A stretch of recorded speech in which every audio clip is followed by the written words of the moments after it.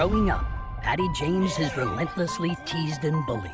Look how ugly she is. She was bitter, and she felt that because she had such a hard life, that everyone should have a hard life. So when she worms her way into the arms of an innocent father of 3, his family's world quickly spirals into a living hell. She was the predator, and they were the prey. Patty was definitely cold and calculating and didn't care about anybody else. I gotta kill him. Only a few will survive her wrath, as the extent of Patty's wickedness is greater than anyone can imagine. She was one of the most evil women I have ever met. If you did cross her line, you better run like hell because she's coming for you, and she's coming hard.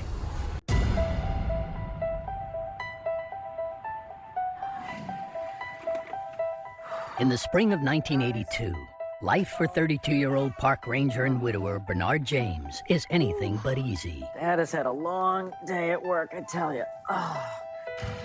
His wife had passed away from an aneurysm. They had 3 children at the time. Michael James, Irene James, and Nicholas James.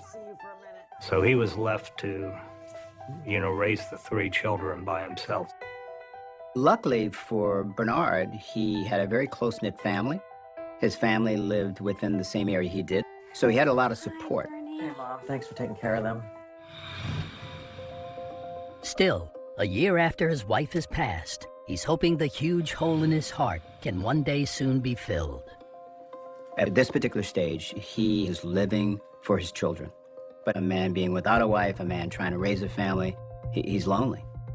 He didn't want to be lonely, and it's hard, having 3 young children, to try to find somebody that would want to come in and be in your life. As Bernard wallows in this emotional low, what he believes to be fate comes calling. Ranger Station. And a woman named Patty Donahue is on the other end. Bill is not here right now. Is there something I can help you with? Though she called to talk to someone else, it doesn't stop them from striking up a conversation. You sound like a nice guy here. Not only that Patty has a very nice personality, but she is a good listener. She passed away recently. Bernard, he wants to be heard. So all of a sudden, in this one conversation, he finds someone that's listening. My gosh, that's terrible. Soon, Patty and Bernard are speaking daily. She knew that he was the owner of a lonely heart, and this was something she understood. What doesn't get revealed in those conversations is that Miss Patty is hiding a venomous side, waiting for the right moment to strike. Growing up in the nation's capital, life for Patricia Donahue is torturous. Patricia had a tumor on her face when she was a child and had it removed, and it left her grossly disfigured there. There's no question that she was bullied. There's no question that she was teased. Look how ugly she is. Shut up. Patty, like any other young person, wants to be accepted. She wants to be loved, and that's going to be difficult with the scarring. Oh, God. To help her daughter, Patty's mother implements a strict dose of tough love. You've got to dig deep. You have got to toughen up. And she told Patty, you have this scar, and you're going to have to find a way to cope with it to get through life. By the time she graduates high school, Patty has learned how to use her facial scars to con people into doing more than just liking her. She would tell people that she was suffering from the disease of the week, whatever popped into her mind. Oh my God, what happened to you? I just got in a really bad car accident, like my first time ever driving. This drunk driver came out of nowhere. She used fake stories to convince people, sometimes to give her what she wanted. Been out of a job. Virtually everybody that she came in contact became a sounding board for her lies and manipulation. Ruined my life. They would want to make her feel good because they would make them feel good. This is on the house. Whatever you want. Thank you so much. Patty developed her ability to be a con artist because she got to pretend she was not Patty, and that was the thing she wanted most in the world. But she also got to outsmart people, and that must have been a rush. Maybe this is a little bit of payback. Maybe this is a little bit of for all the bullying that she had to take as a young child. And all of a sudden, the table is turned. Over the next 10 years, Patty weds twice, though neither marriage lasts long. And now the unemployed 32-year-old is back on the market, looking for another man to take care of her when she crosses the widower Bernard's path. Bernie! It's great to hear from you again. It's really good to hear your voice again, too, Patty. After logging countless hours on the phone together, Patty decides to reveal the truth about her scar to Bernard. A scar. It doesn't bother me that you have a scar. They bonded over the emptiness of their lives. Patty bore the scars on her face, and Bernie was still wearing scars inside from the loss of his wife. Would you like to have dinner with me sometime? I'd be delighted to meet you. I can't believe it. You're here in front of me. Right? Eventually, they arranged to meet, and much to Patty's surprise, Bernie didn't run away in horror. Because of his character, he saw beyond what her facial disfigure was. He was seeing the heart and the compassion that she wanted him to see. It doesn't bother me one bit, Patty. Before long, Bernard introduces Patty to his 3 young children. When I first met her, I was really young. And it seemed like that she has such a big heart and she's such a good person. Bernard, I think, viewed her more as a mother for the children than a love interest. It was more, I'm trying to get help raising these children. Before much time even lapsed, she moved in because he needed somebody to take care of the kids. After a few months of dating, Patty wants to lock Bernard down. Hoping to make herself more desirable, she tells him she's coming into some money. I have an aunt. I didn't know her very well. She passed away. She said that it was inheritance. She didn't have a job at that time, and so my brother thought, oh, this is great because she actually does have her own money. While Patty does have some cash tucked away, the story is a lie. Oh, come here, honey. But it works. Less than a year into their relationship, Bernie pops the question.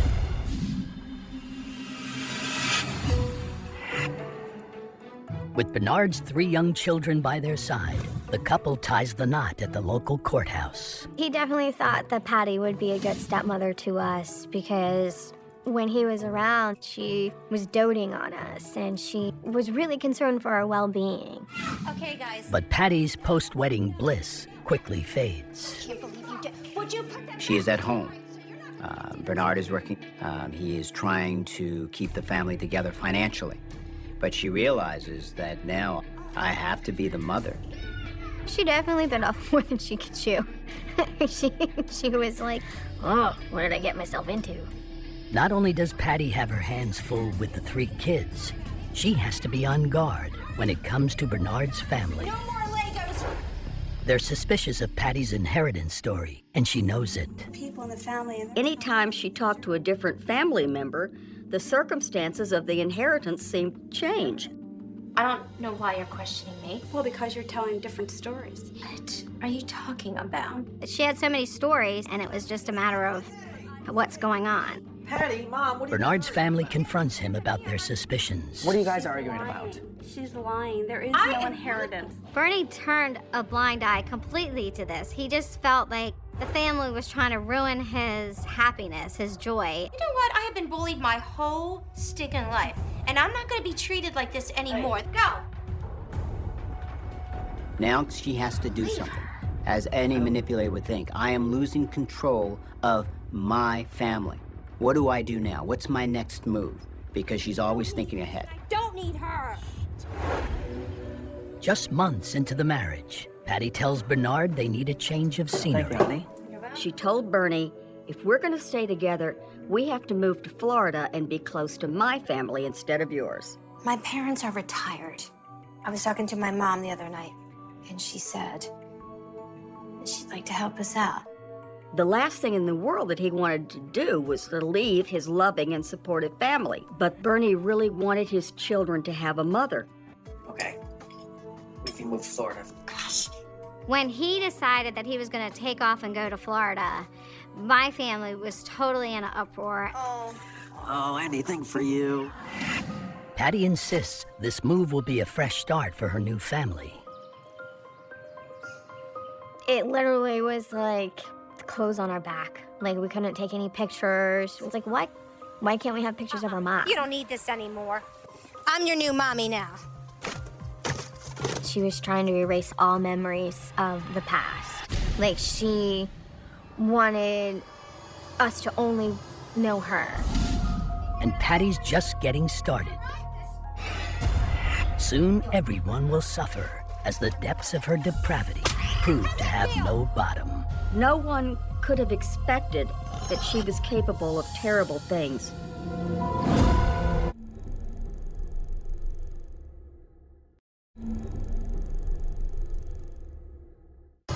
Bernie, I could be with my parents. They could help at any time with the kids. Only months after marrying her third husband, Bernard James, Patty moves him and her 3 stepkids to Florida, far away from his family in Maryland. Now they're going to start a new life. And there's only one sheriff in town. And guess who that sheriff is? It's Patty.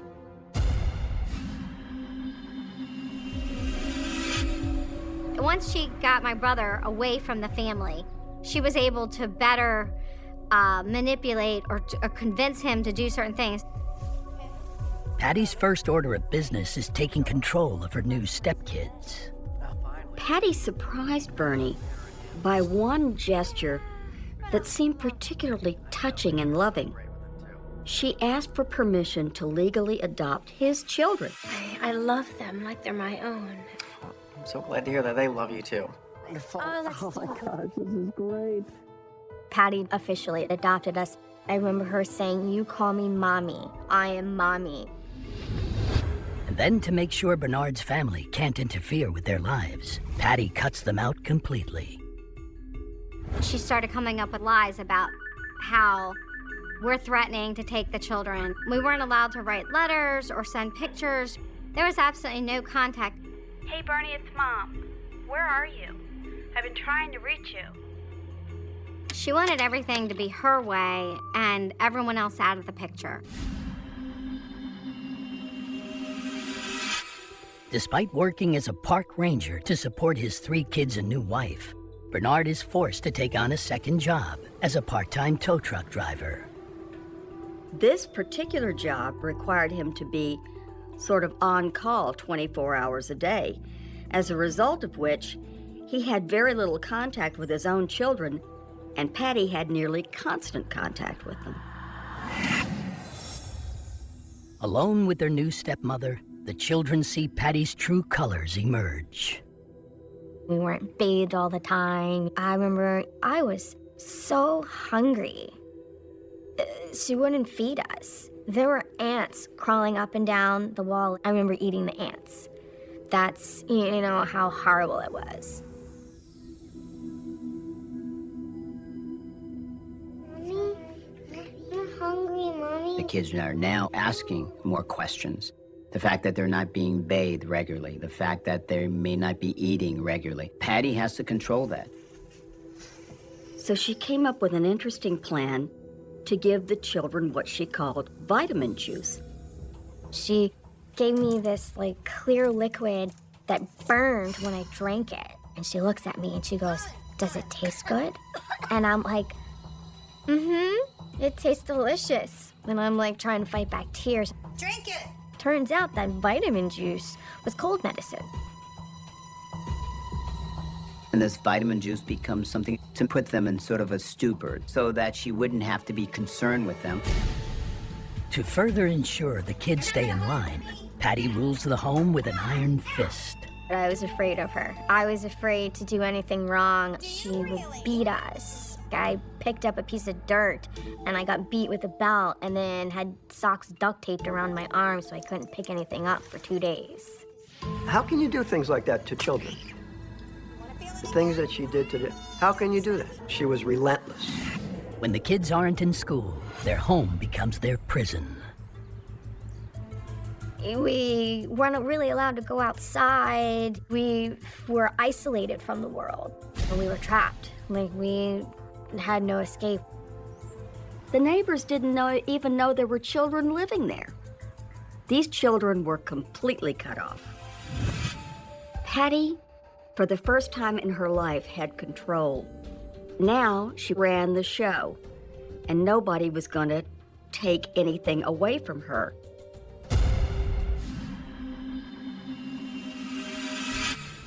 By the second year of marriage, financial issues are fracturing the relationship. I really need a few hundred. Seriously. Bernie was working 2 jobs. Just need a little bit of... And he was taking care of a wife and 3 kids, but still, there was never any money, ever. Patty kept asking for more and more, and Bernie asked her, where does it go? Where am I supposed to get this money? I'm already working the 2 jobs. I don't have it. I don't know what Patty was spending the money on. It obviously it wasn't to pay the bills. I have a lot to do around this house, in case you Like haven't what? noticed. I think he was starting to see her for who she really was. And he was like, you know what, something is not right. It's just not working out anymore. No. We need some time apart. Patty won't hear of it. And as legal mother to his kids, she not only has a piece of leverage to keep Bernard paying the bills, she's evil enough to use it. All right, fine, you can leave. But I get the kids. I think Patty had planned this very well. She planned it in the sense of the adoption. As he allowed her to put her name on the birth certificate, and so he couldn't remove them from the state because then it would be like a kidnapping charge. I think that if my dad had known the truth about what she was doing to us, he would have taken us away in a heartbeat. Money continues to slip through Patty's fingers faster than the lies she tells. What do you want? What do I want? I want to see my kids. That's what I want. No way, they're my kids You are now. not keeping me from my kids. Patty was struggling to get by. It's not clear why, because Bernie gave her all of the money that he earned from these 2 jobs. You give me some more money. Are I'm you the one serious? You want money for me to see my own kid? It is beyond comprehension that a mother would sell the right to see her children to their biological father. It's the last straw. My parents are going to help me support them in Maryland. Fine. I'll be back. See you in court. Bernie had enough. He didn't know what to do, but he knew he was going to take the kids and leave. And so that was in the works. That was being planned. I'll be back for my kids. You'll see me again. Patty was not going to let us go. We were her meal ticket. For anyone to try and take us from her, she would fight tooth and nail to make sure that didn't happen. For a lifelong liar, it doesn't take Patty long to come up with a plan to get rid of her husband for good and make a little money while she's at it. Bernie had a $145,000 life insurance policy. Well, who would be the beneficiary? The logical person. It was Patty. She just needs a patsy to help her out. This is the ultimate scam.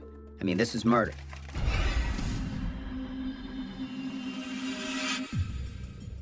Before Patty can put her plan in motion, tragedy strikes when her father, who lives nearby, passes away. To transport him from the hospital to the funeral home, Patty calls an ambulance service. Atlantic Ambulance, how may I help you? The person answering the phone was a fellow named Tim Ott. My dad passed away. 32-year-old Tim Ott has never had much luck with women. Oh, I'm real sorry to hear that, but we can certainly help you. His life was his job as the dispatcher at the ambulance company and his bowling league. He honestly had nothing else. That's all about to change. Okay. Gosh, you have a nice voice. Oh, well, thank you.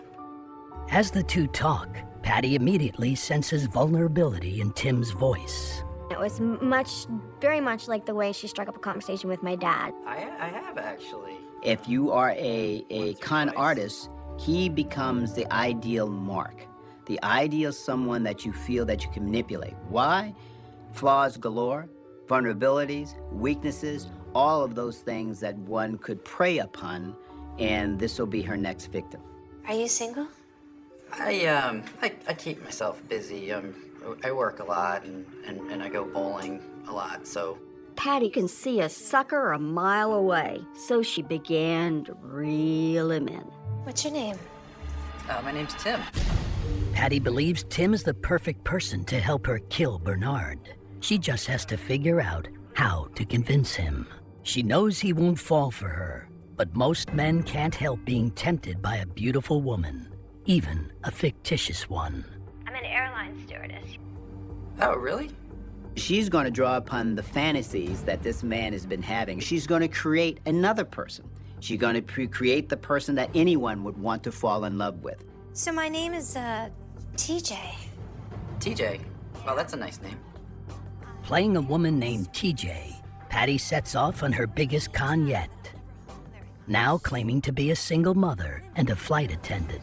As TJ, she was this young woman, attractive, who had 3 children that she had adopted. And the children's father, who has been institutionalized for molesting the children.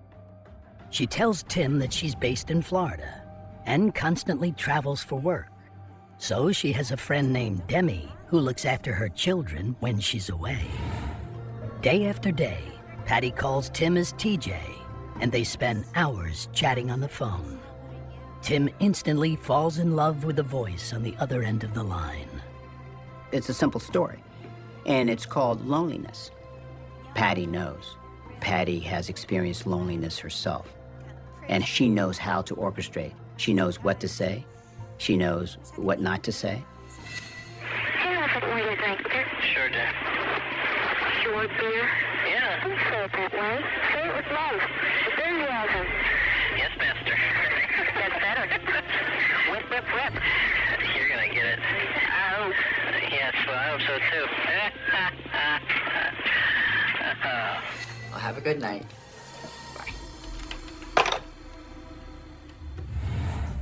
After a few weeks, Tim insists they meet in person. Patricia certainly couldn't meet Tim Ott in person and portray TJ just because of her physical appearance.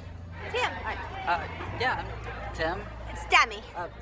Instead, Patty shows up as TJ's friend and childcare provider, Demi. She also brings her 3 stepkids, saying they're TJ's children. She got caught away on a flight. She okay? These are her kids, though. He was kind of upset and discouraged that he wasn't going to be able to meet TJ. Yeah, she's really, really sorry. She assures Tim that TJ isn't blowing him off. And to cheer him up, she has a little surprise for him. Demi pulled out a photo of TJ and my youngest brother, Nicholas. It was this beautiful blonde flight attendant. She looked like Miss America. Wow, I'm in love with her. Patty has Tim right where she wants him, and he's ready to do her evil bidding. Tim is now perfectly positioned. It's gonna hurt me. He was willing to do anything for her. I gotta kill her.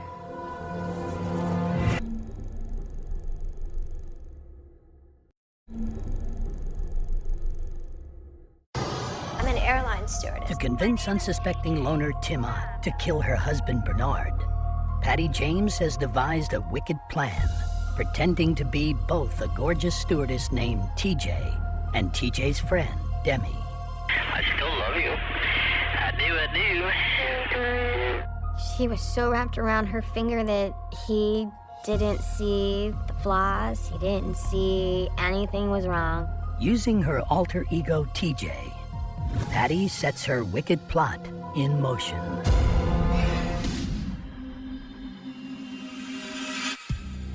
TJ calls Tim in a panic. Atlantic Ambulance. My ex. He's getting out of jail. She said her ex-husband had been in jail for molesting the children, so that's why he was put away. And now he's coming out and he wants to see the kids again. You're kidding.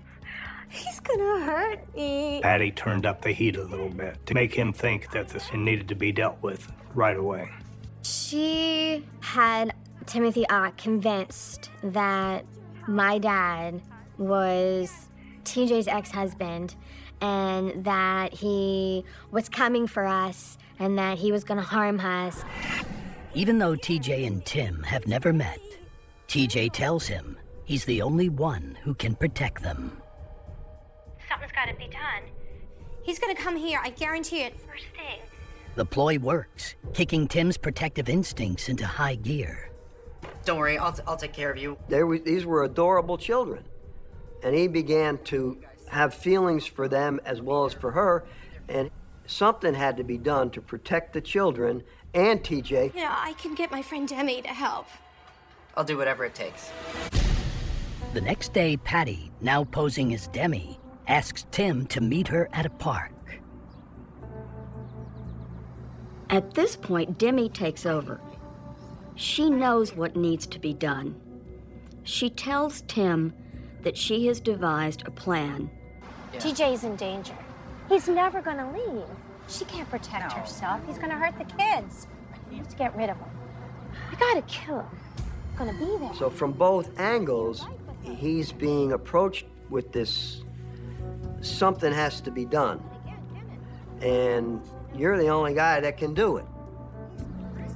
He was a vulnerable guy. He's in a situation where he's found something that he's never had and he doesn't want to lose it. Okay, I'll do it. I'll do it. That's great. Patty gets a rush from getting Tim to do her bidding. In her mind, it could be the ultimate prize. I mean, think about the power. She has convinced someone to commit murder. Does it get any more powerful than that?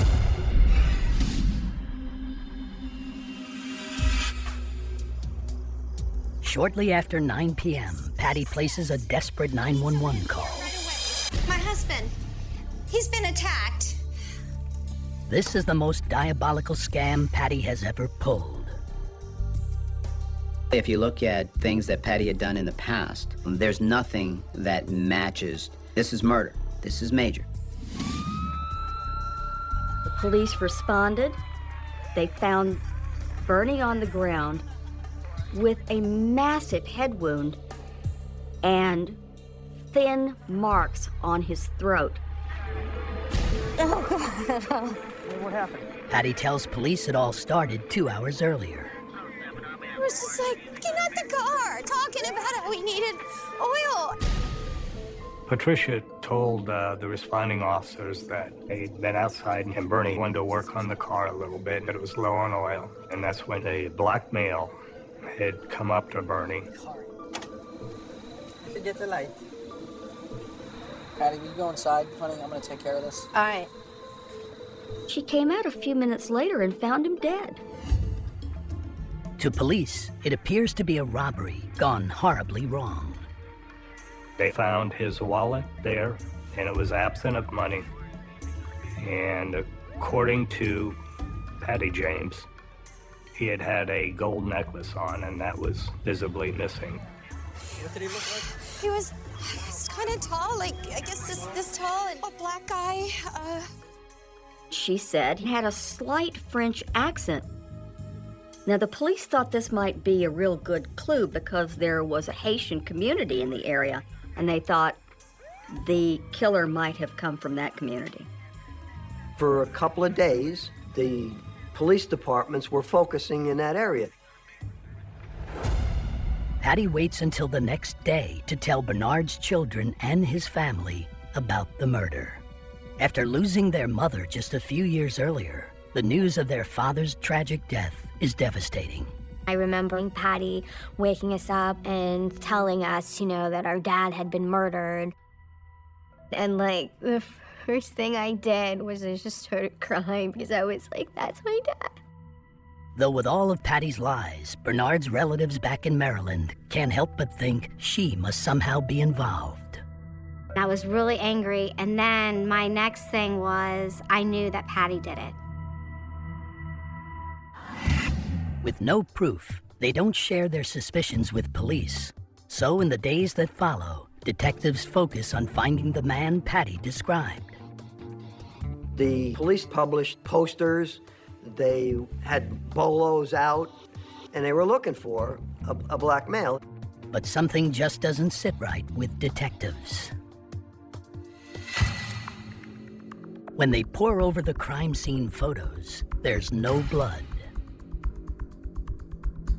The medical examiner determined that the actual cause of death was asphyxiation, but he had blunt force trauma to the head. The injury should have bled profusely, and that was the first big tip-off that he had not been murdered at that location. The police were now confident they were looking at a staged crime scene.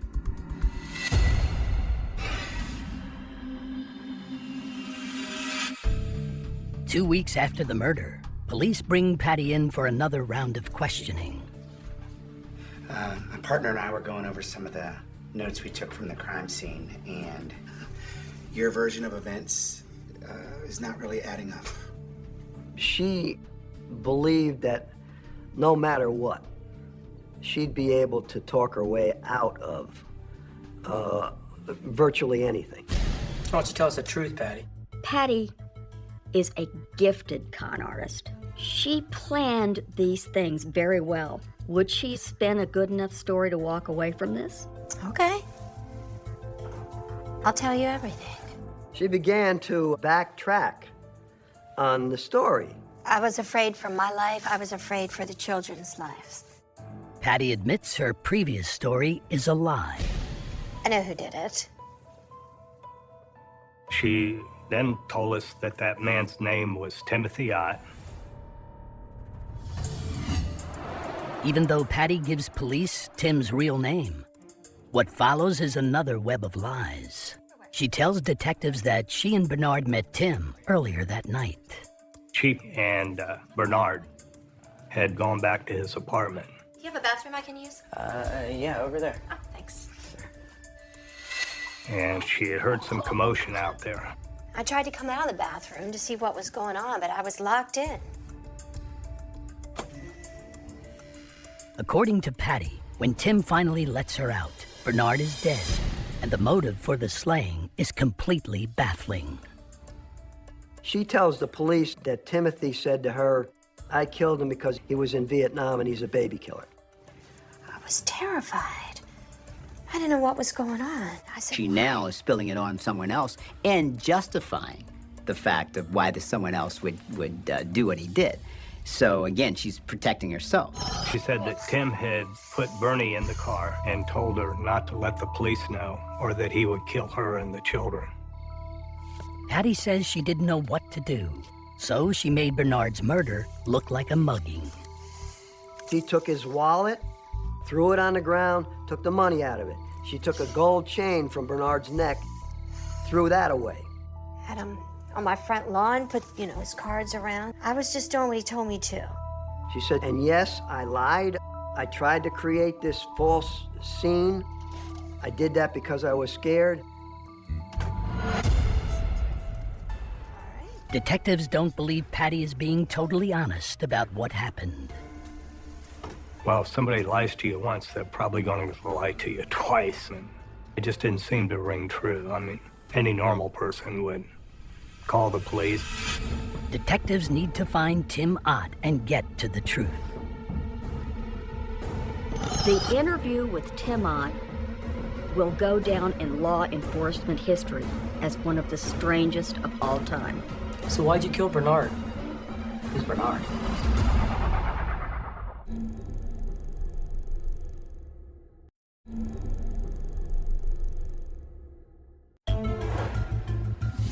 You're not telling us the whole story, Patty. Tell us the truth.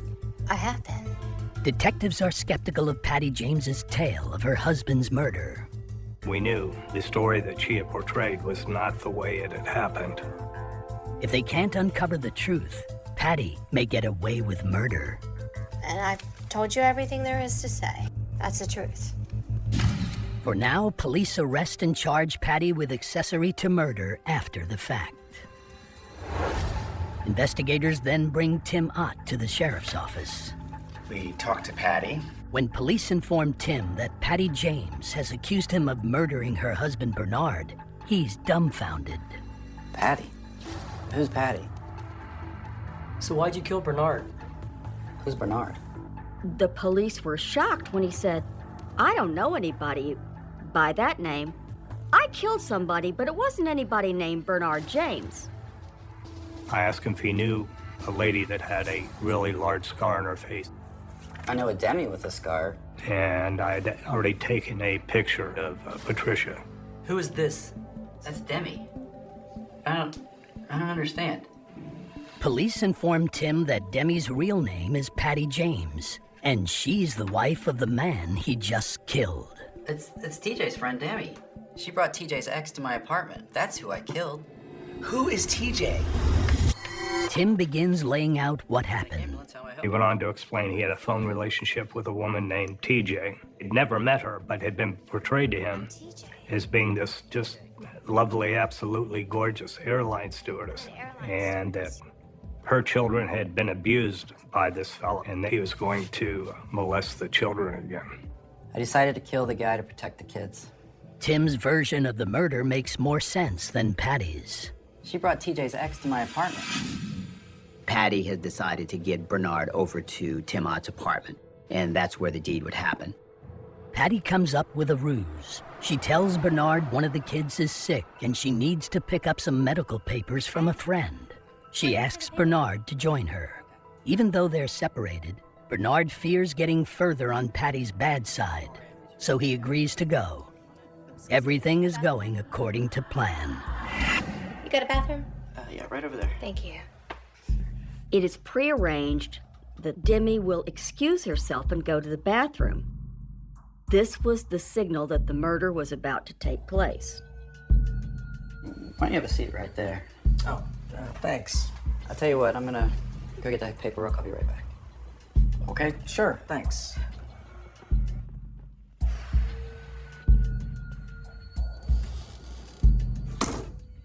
When Tim heard the bathroom door close, he sprang into action.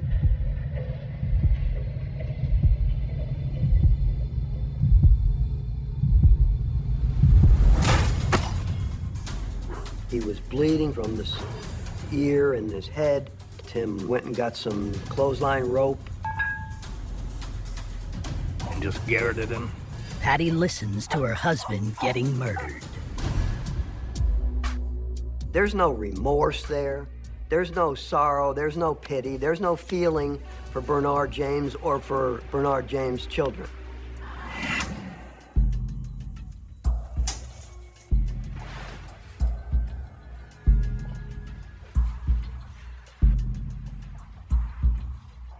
He's in the car. Put him there already.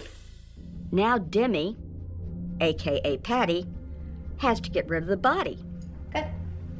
I know what to do with him. I'll take care of it.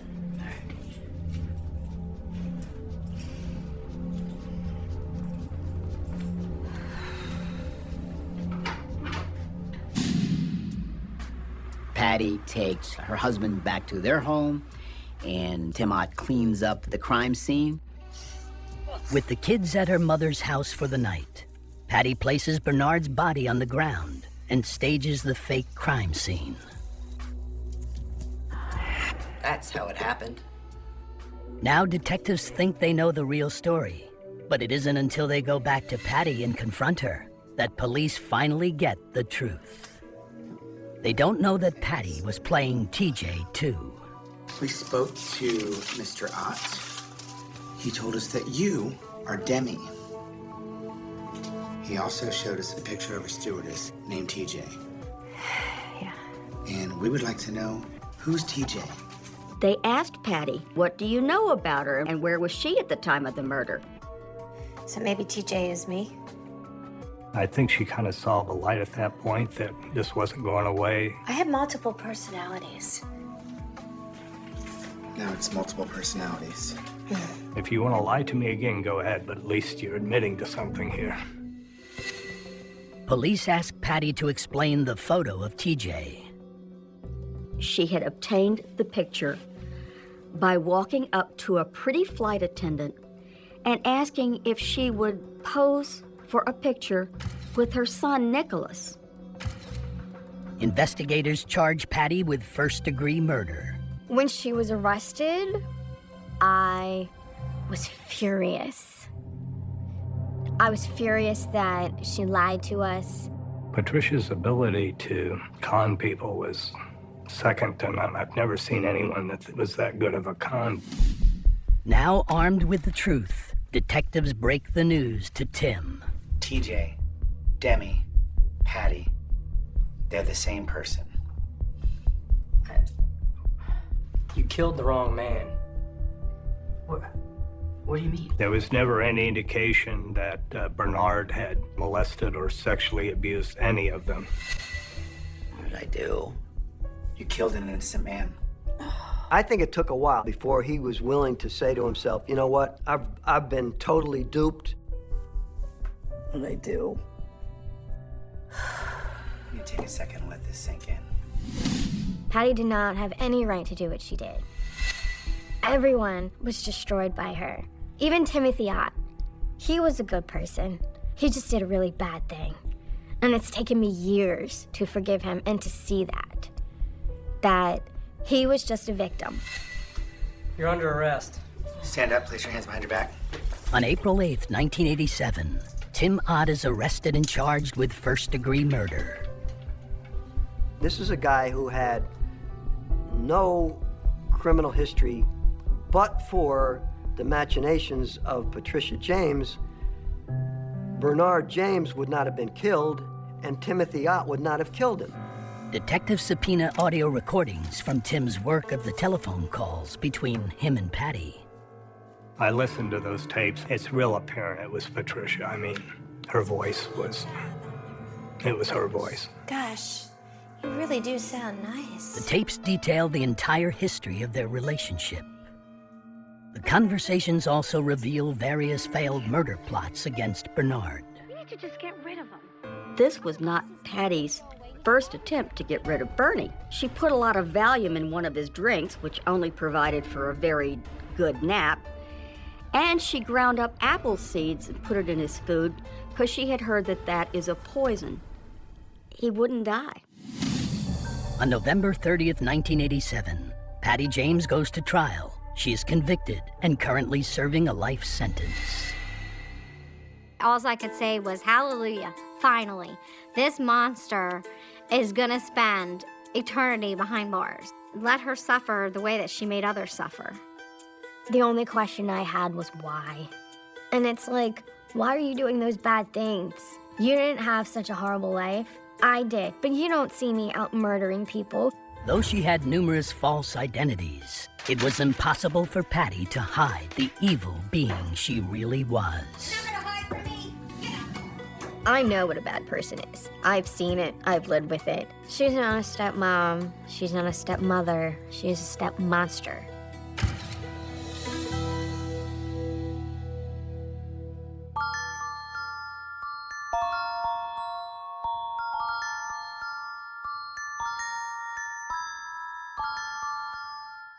On a winter night in the western suburbs of Chicago, when the cold seemed to flatten every sound, and the streets emptied earlier than they should have, a small restaurant with a bright sign and ordinary windows became the center of a silence so heavy it would outlast the decade. Brown's Chicken was the kind of place people knew without thinking about it too much. It was familiar, practical, stitched into routine. Families stopped there on the way home. Teenagers worked the counter and learned how to count change beneath fluorescent lights. Workers stood in line with tired shoulders and ordered the same dinners they always ordered. Nothing about it suggested history. Nothing about it suggested horror. It sat there in Palatine, useful and unremarkable, as if it belonged to the safe machinery of everyday American life. And that was part of what made what happened there feel so unbearable afterward. Evil had not stepped onto a dark road in the middle of nowhere. It had entered a place built for appetite, for wages, for the last errands of the day, for the small dependable rituals that let people believe the world, while imperfect, remained basically intact. By the time the story began to move through police radios, through telephone calls, through neighborhoods and living rooms and news stations, that belief had already been broken. It was January 8, 1993, and the night carried the ordinary marks of Midwestern winter. Cars exhaled pale fumes into the dark. Storefront glass reflected the passing headlights in brief smears of yellow and white. The sky hung low and dull over parking lots and traffic lanes, the kind of sky that seemed not black but metallic, as if the whole suburb had been capped by sheet iron. Inside the restaurant, the evening had moved toward closing the way thousands of evenings had before it. There were counters to wipe, registers to balance, bins to empty, tables to clear. There were clocks checked by workers who measured the end of their shift in small glances. There was the mild fatigue that settles over any workplace near closing, when conversation softens and everybody begins mentally stepping toward home. Somewhere beyond the kitchen and the front counter, life was already waiting for each of them. Perhaps someone needed to stop for gas. Perhaps someone had promised to be home at a certain hour. Perhaps a parent was expecting the sound of a key in the door. Perhaps a boyfriend, a girlfriend, a brother, a sister believed the night would unfold the way nights normally do, carrying one uneventful minute into the next. That is one of the cruelest features of such crimes. The victims are still standing inside the ordinary future while the rest of history has already decided they will never reach it. The restaurant itself was not cinematic. It was not a windswept motel or an abandoned farmhouse or the edge of a forest. It was brightly lit, functional, commercial, the kind of place designed to reassure, plastic menu boards, clean surfaces. The smell of fried food caught in the fabric of uniforms and in the heating air, doors that opened and shut all evening for customers who expected nothing more than dinner. In memory, places like that become unbearable because they remain so stubbornly mundane. Long after the crime, people could still picture the trays, the tables, the red and brown interior, the simple arrangement of a suburban fast food chain restaurant. The mind looks at such a setting and resists. It wants a warning somewhere, a visible fracture, a signal in the wallpaper that something monstrous was waiting behind the ordinary. But nothing in those rooms could have prepared anyone for what would be discovered there. And that, too, is why the case settled so deeply into public imagination. It was not just that 7 lives were taken. It was where they were taken, and how quickly an ordinary location became a sealed chamber of dread. By the following day, the name Brown's Chicken would no longer belong merely to a restaurant. It would become shorthand for grief, fear, and a question that gnawed for years. Who could do something like this, and then continue walking among other people as if nothing had happened? Before the crime became a case, before it became headlines and forensic terminology and courtroom language, it belonged to human beings with names, habits, families, flaws, and plans. The people inside that restaurant were not symbols. They were workers and customers with private lives no camera had ever cared to record.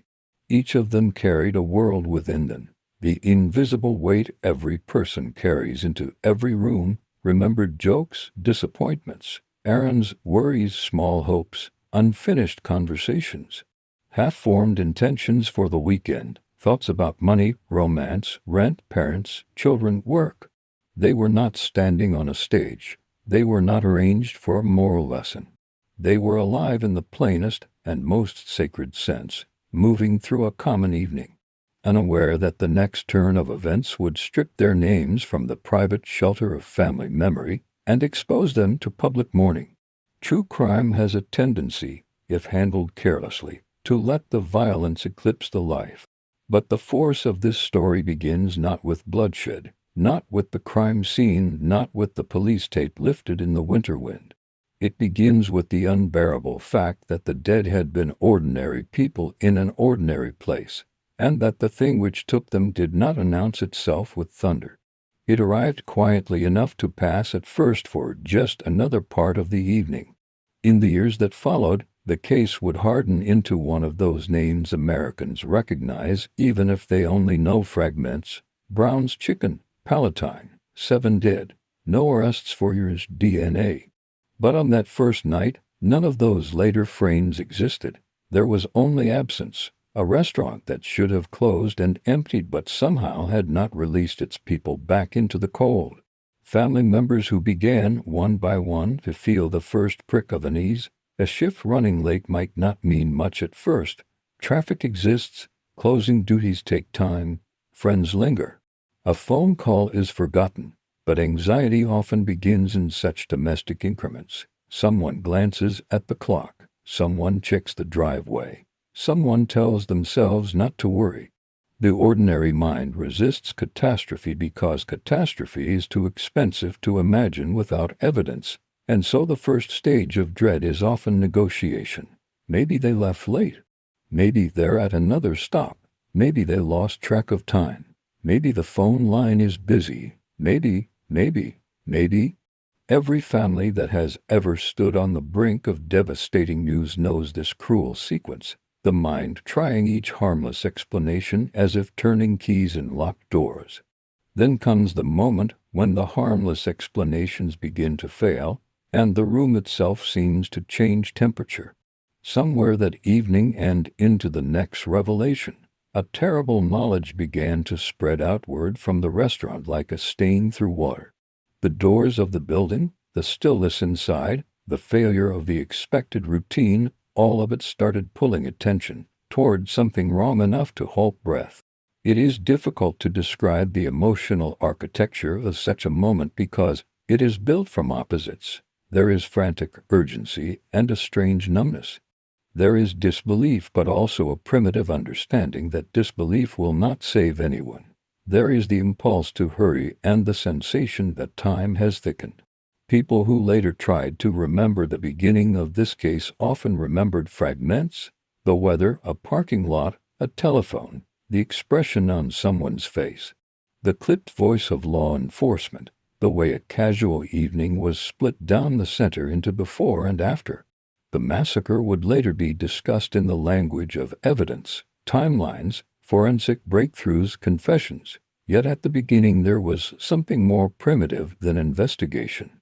There was rupture. There was the sudden recognition that the safe script of suburban life could be torn apart in a single business before closing time.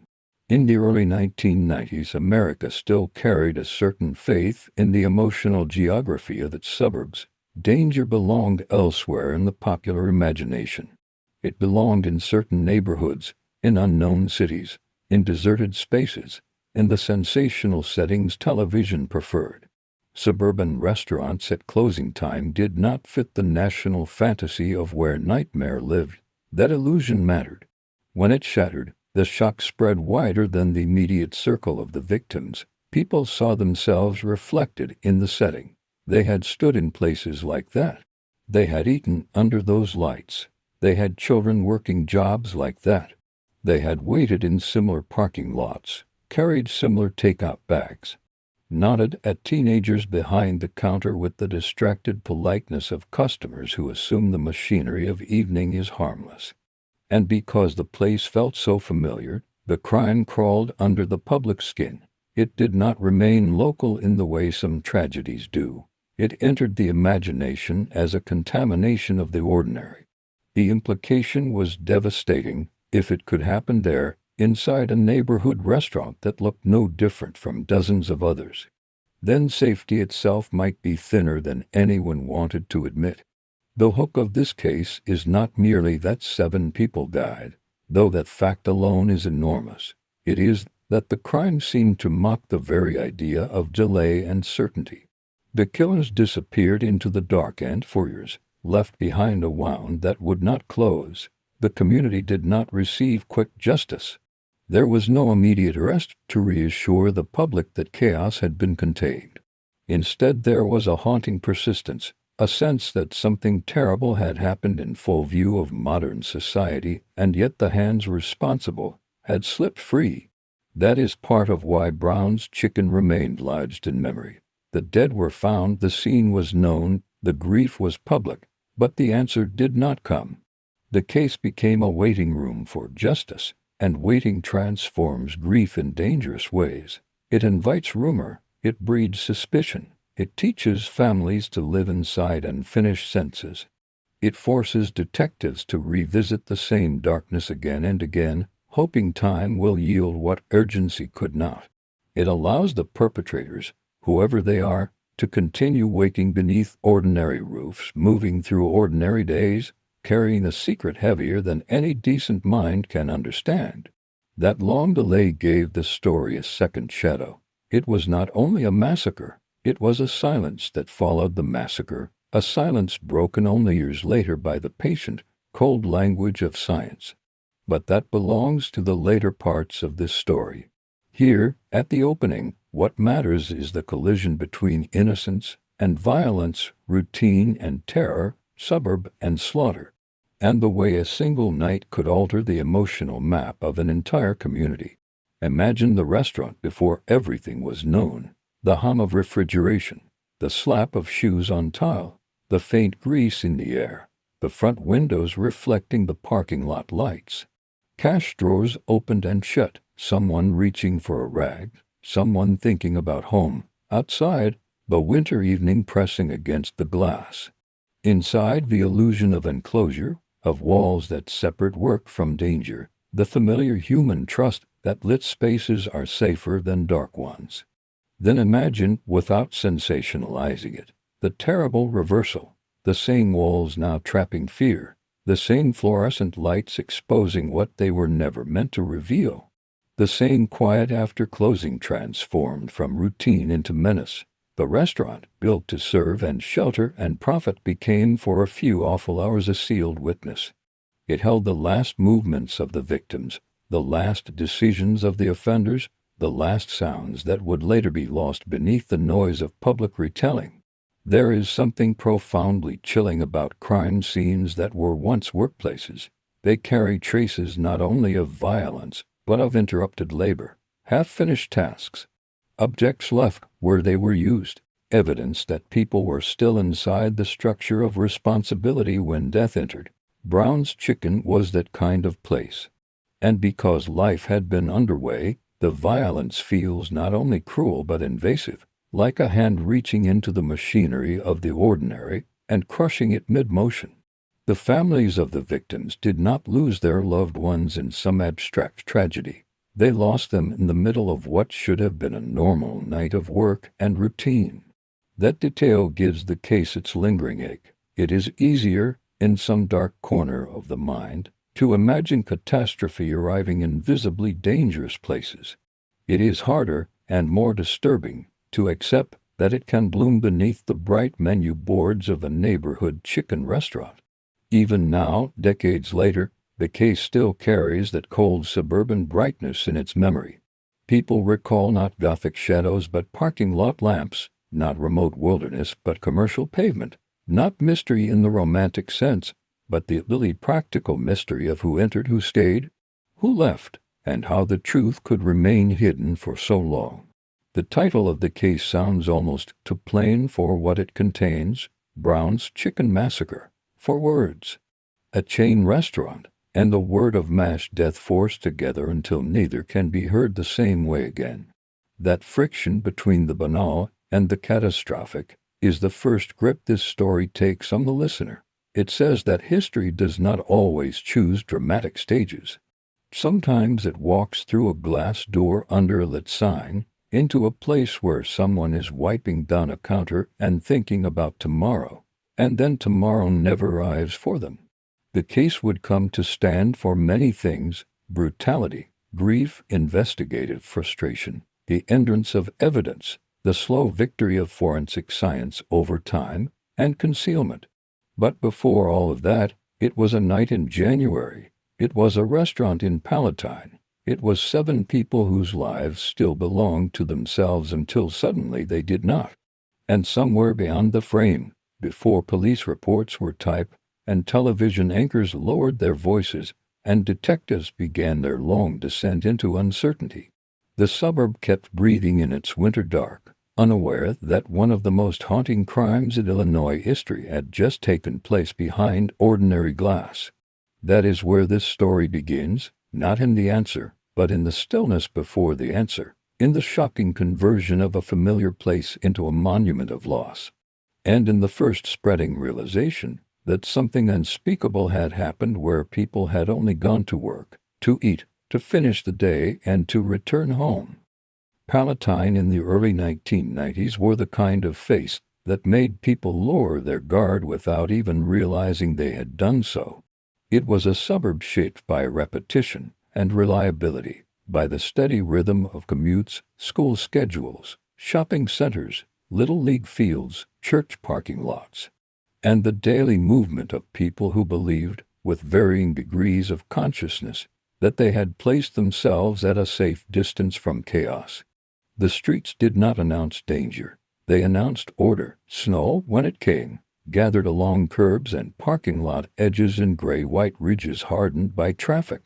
In winter, lawns disappeared beneath crusted frost, trees stood like black veins against low skies, and rows of houses glowed softly in the early dark, each one containing its own familiar collection of domestic sounds, the clatter of dishes, the drone of a television, the hum of a furnace, the ordinary negotiations of family life. This was not a place people associated with mass violence. It was a place people associated with errands, routines, and the manageable frustrations of ordinary existence.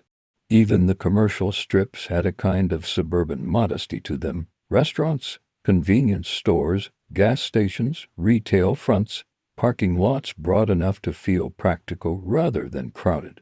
Nothing theatrical, nothing ominous, everything laid out to suggest that life could be organized into neat zones. Work here, home there, school elsewhere, dinner picked up on the way back.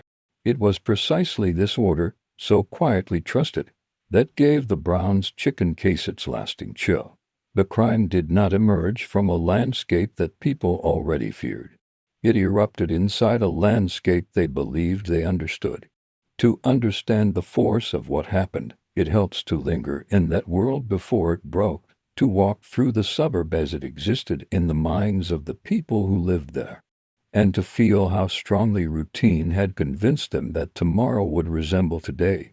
Brown's Chicken itself belonged to that world in a very specific way. It was not fine dining, not a destination, not a place wrapped in celebration.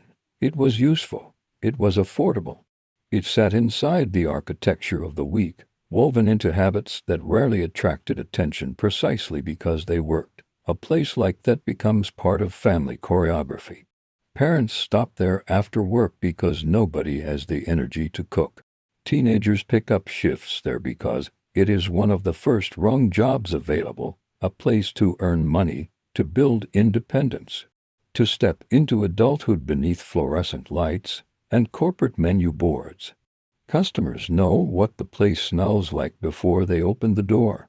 They know the texture of the parking lot at night, the way the windows reflect headlights, the comfortingly unremarkable tone of the transaction.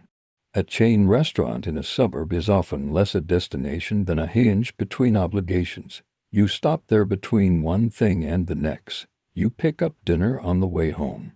You clock out and head into the cold with your paycheck in mind. You clear tables, count cash, turn chairs, wash pans, lock doors. The emotional power of Brown's Chicken, before the case changed its meaning forever, came from how little anyone needed to think about it. It was there, it worked, it served its function.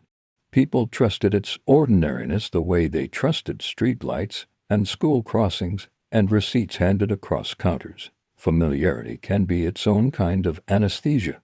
The more ordinary a place feels, the less prepared the human mind is to imagine cruelty entering it. In that sense, the context of this case is not merely geographic or historical.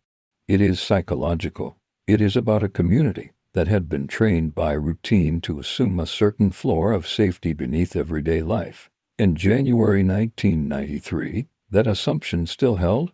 The early 1990s sat at a strange threshold in American life, close enough to the late 20th century to feel modern. but still far enough from the fully digital world to leave large stretches of ordinary existence less monitored, less archived, less searchable than they would become later. People called from landlines. Teen workers disappeared into shifts without constant text message contact. Parents expected check-ins, but gaps in communication were easier to explain, easier to tolerate for a while before panic set in. Surveillance cameras existed, but not with the saturation that later decades would normalize. DNA science was developing, but in the public imagination it had not yet become the almost mythic engine of delayed truth it would later represent in cases like this one. The era matters because it shaped how people moved, how investigators worked, how uncertainty spread, and how a community processed the disappearance of answers. A suburb in 1993 could still feel like a contained ecosystem. People knew neighbors, or at least recognized them. Businesses were familiar. Reputations traveled locally. Anxiety did not yet move at the speed of social media, but fear still moved quickly through phone calls, radio reports, television broadcasts, conversations at work, questions asked in grocery aisles, voices lowered at kitchen tables after children had gone to bed. News in that world still had the power to arrive with a kind of weight, because it was not diluted by endless scrolling. When a crime shocked a suburb, people made room for it in their minds. They replayed it. They looked harder at strangers. They mentally retraced their own routines and measured how close they had come, in some abstract way, to the same danger. Palatine was not a fantasy village untouched by crime, but it carried the suburban confidence so many communities carried then, the idea that severe violence belonged elsewhere, that tragedy would arrive in isolated doses if it came at all, and that the architecture of normal life still meant something. It is hard, decades later, to fully recover the texture of that confidence because so much has intervened, yet in the context of the Brown's chicken case, it matters enormously. The crime did not merely take lives, it shattered a shared emotional arrangement between place and expectation. Brown's Chicken was one node in a whole suburban ecosystem built on work, trust, and timing. Think about the people who moved through that restaurant before the massacre became public knowledge. Workers likely knew the cadence of their shifts better than they knew the larger arc of their lives. Young employees in such places often live hour-to-hour, paycheck to paycheck, balancing school, family, romance, dreams not yet formed into plans. They joke in backrooms, roll their eyes at difficult customers, wipe down counters while talking about music, exams, dating, cars, movies, rent, parents, and small humiliations that feel big when you are young. Adults who work in or visit such places bring a different texture of thought. Bills, schedules, fatigue, the arithmetic of getting through the week. The restaurant gathers all of them briefly under one roof, each person entering with a separate private weather system inside them. That is part of what makes the context of a crime like this so painful. These were not people in a single dramatic narrative marching knowingly toward a dark climax. They were individuals crossing paths inside a practical space, bound together only because ordinary life had placed them there at the same time. One person may have been thinking about getting home quickly, another may have been anticipating the relief of locking up, another may have been there simply because they wanted food before heading elsewhere. Nothing in their private mental landscapes would have resembled the public nightmare that later attached itself to that place. And because we know what they did not, the setting acquires a kind of tragic double vision. Every routine gesture becomes heavy in retrospect. Every ordinary minute glows with the terrible value of lastness. The context of the massacre also includes the cultural meaning of robbery in the American imagination. Robbery is often treated as transactional crime, frightening but bounded, a moment in which property is exchanged for safety under duress. People picture raised hands, emptied registers, fear followed by survival. That imagined script is part of why the Browns' chicken killings were so difficult for the public to absorb. 7 people were not simply caught in the path of theft. The violence exceeded what many minds were prepared to fold into the familiar category of robbery. It felt intimate in its brutality and excessive in its finality. The question rose almost immediately in public consciousness, whether spoken aloud or not. What kind of person moved beyond taking money and into complete annihilation? That question belongs to the later investigation, but it is rooted in context. Suburban America had categories for danger, and this crime ruptured them. It did not sit neatly where people expected criminal behavior to sit. It felt too savage for its setting, too personal for its apparent motive, too absolute for a place built around chicken dinners and shift work. The emotional dissonance became part of the case's identity. Even those who knew only the broad outline could feel that dissonance: a fast food restaurant, a robbery, 7 dead. The facts resisted each other. The suburb around the restaurant, meanwhile, had its own seasonal mood. January in Illinois is not merely cold. It is a kind of fatigue-made weather. Snowbanks sour at the edges. Daylight ends early, often before people have psychologically prepared for it. Parking lots carry the crust of old salt. Shoes track slush into entryways. Breath ghosts in the air between car and door. Winter makes even familiar places feel slightly more isolated because fewer people linger outdoors, and darkness arrives while shops are still open. Closing time in that season carries a different emotional quality than it does in spring or summer. There is less casual motion outside, fewer cars drifting in and out for no reason, fewer eyes in the parking lot. The world narrows. Windows become mirrors after dark. Interior light feels like a fragile island surrounded by cold. All of this matters because violence is experienced not only through action but through atmosphere. The suburban winter night around Brown's Chicken was part of the event even before anyone knew it was becoming one. The cold held the streets in a kind of hush. The commercial landscape was already thinning into closure and homeward movement. A restaurant approaching the end of business would have felt increasingly enclosed, its people more aware of one another than of the world outside. The winter context sharpened the contrast between inside and out, between lit space and darkness, between routine closing tasks and the unknowable intentions of whoever would cross that threshold.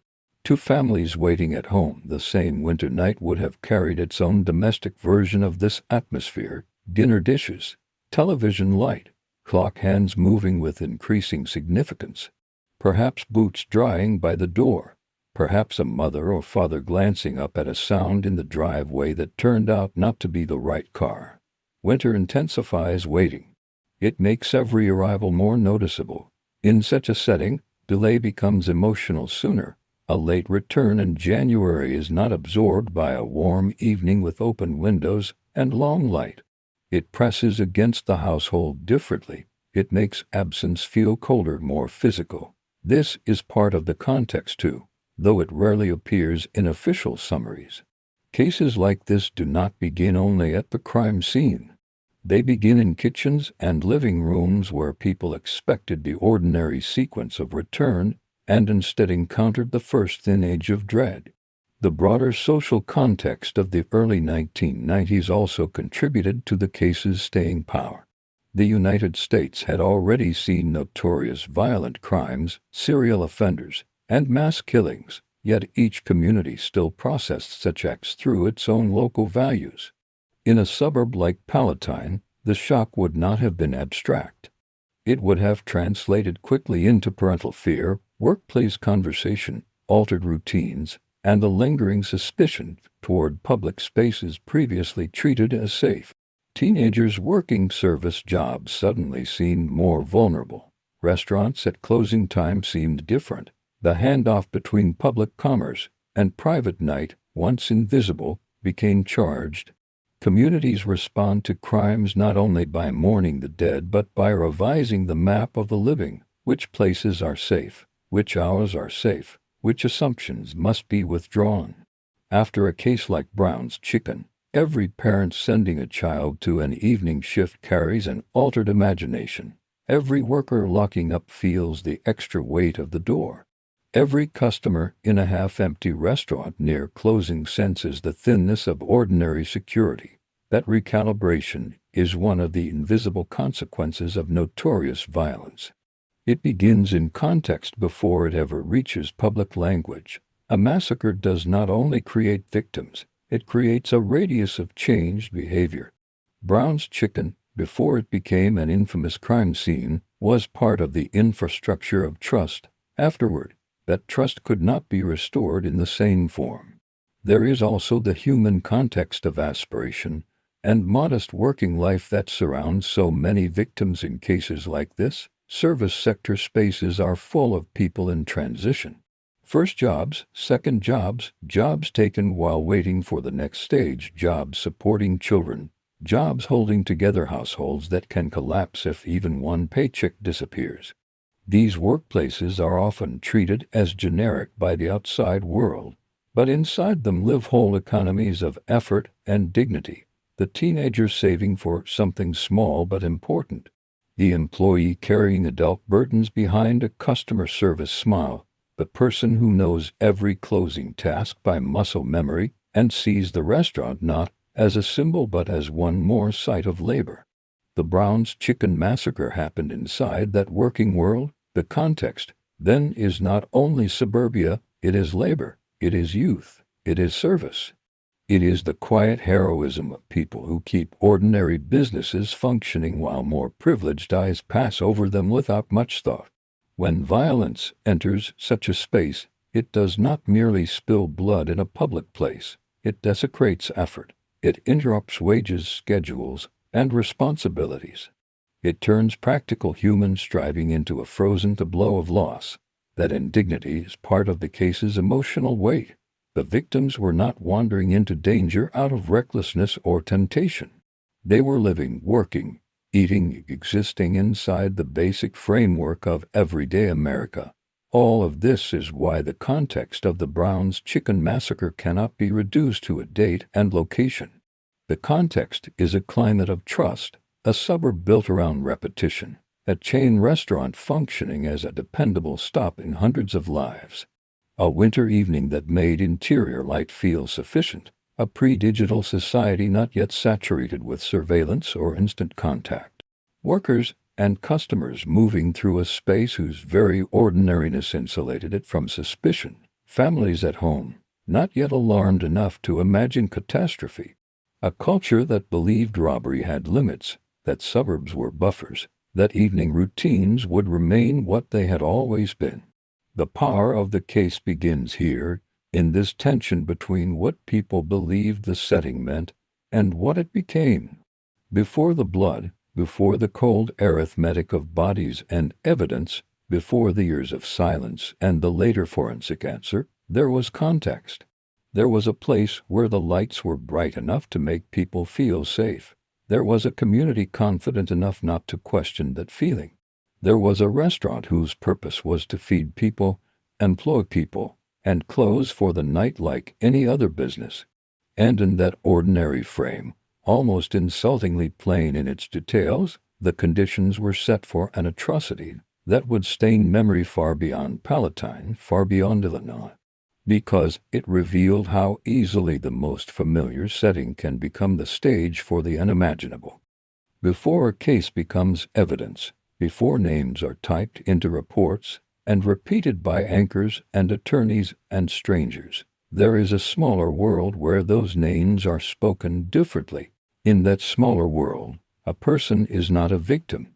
A person is the one who laughs too hard at the wrong part of a movie, the one who never remembers where the car keys were left, the one who folds napkins a certain way, the one who calls home when running late, the one who says they are tired and means something deeper than sleep, the one who is trying, quietly and imperfectly, to build a life.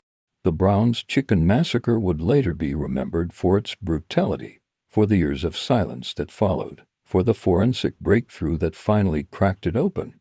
But before all of that, inside the closed circle of family and friends, the people at the center of this story were living unremarkable and irreplaceable lives.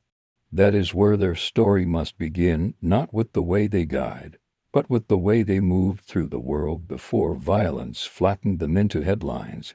The restaurant held both workers and customers that night, and the cruelty of the crime lies partly in that fact. Some were there because it was their shift, because wages are earned 1 hour at a time, and routine does not pause to consider danger. Others were there because they happened to stop and because hunger and convenience guided them toward a familiar place under bright lights. That accidental convergence is part of the sorrow. None of them woke that morning believing they were stepping toward history. None of them stood in front of a mirror and saw tragedy waiting in the shape of evening. Their days would have begun in ordinary ways: a shower in winter air, coffee cooling too quickly, a conversation half finished before someone had to leave, a parent reminding a child of something practical, a young person glancing at the clock and calculating how much time remained before work.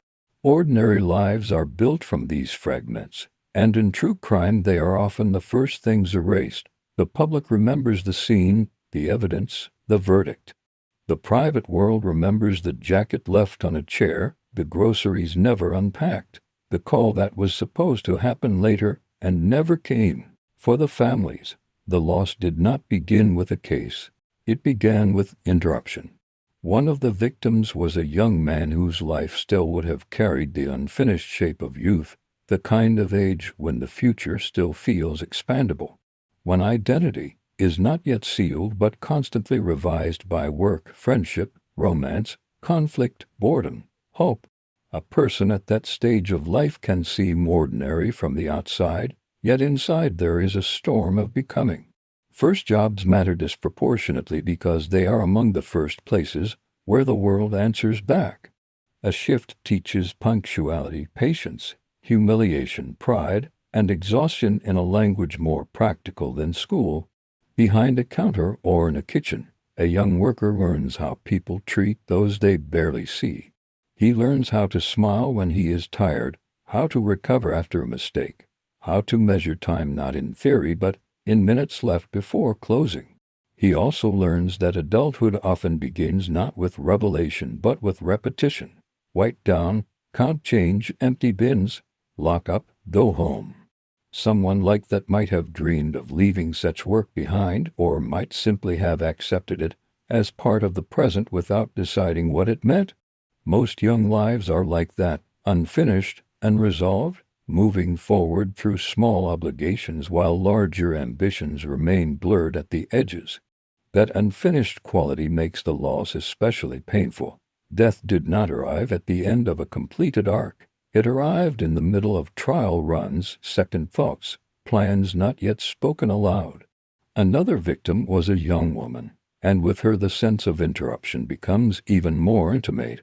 A young woman working or moving through a place like Brown's Chicken in early 1993 would have carried with her the private architecture of relationships and expectations that no newspaper could ever fully capture.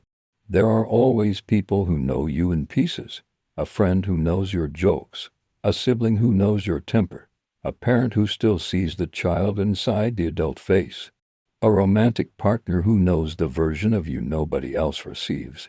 To lose someone like that is to lose not one person but a whole pattern of meanings. Her absence would not have settled into one room. It would have spread into conversations no longer possible, into birthdays, into the silence after family stories, when someone realizes she should have been the next one to speak. The public might later refer to a female victim as part of a number, one among 7, but families do not grieve in numbers. They grieve in specifics. The brush left in a bathroom, the coat on the hook, the perfume that lingers faintly in a room after the bottle is no longer touched, the particular speed of her footsteps in the hall, the way she tilted her head before disagreeing, the way she filled a doorway. These details rarely enter the historical record, yet they are the true anatomy of loss. Another victim was a mother, and the word itself changes the emotional temperature of the case. Mother is not merely a role. It is a daily labor of anticipation, protection, scheduling, remembering, absorbing, and enduring. A mother inside that restaurant would not have entered as a symbol but as a person carrying the layered fatigue and fierce attachment that motherhood creates. Perhaps she had children at home expecting her return. Perhaps she had learned to divide herself across the demands of work and family, a division so many women know that it becomes almost invisible. The body can stand in one place while the mind remains partly somewhere else, still tracking homework, meals, bills, errands, illness, sleep. A mother does not arrive at a restaurant as only herself. She arrives trailing invisible threads connected to others. When she is taken, those threads do not vanish. They snap, and everyone attached to them feels the break. In cases of mass violence, the word mother carries an almost unbearable force because it points beyond the victim toward the world she was holding together. A child who loses a mother does not simply lose a loved one. A child loses the daily interpreter of life, the person who had likely been shaping home with hundreds of unnoticed acts. Years later, people speak of justice, closure, forensic success. None of those words can rebuild that vanished center. Another victim was a woman in the later half of adulthood, an age when a person's identity has settled into something textured and seasoned. At that point in life, people often carry themselves differently. The urgency of youth has softened in some areas and sharpened in others. Habits have deepened. Patience may have grown, or bitterness, or humor, or all three braided together. A woman of that age in a restaurant near closing might have seemed entirely ordinary to strangers. Yet older adults often carry histories so dense that a single glance reveals almost nothing. Decades of love, disappointment, work, compromise, sacrifice, resilience. The public rarely pauses to imagine that density when a victim is named, but it matters.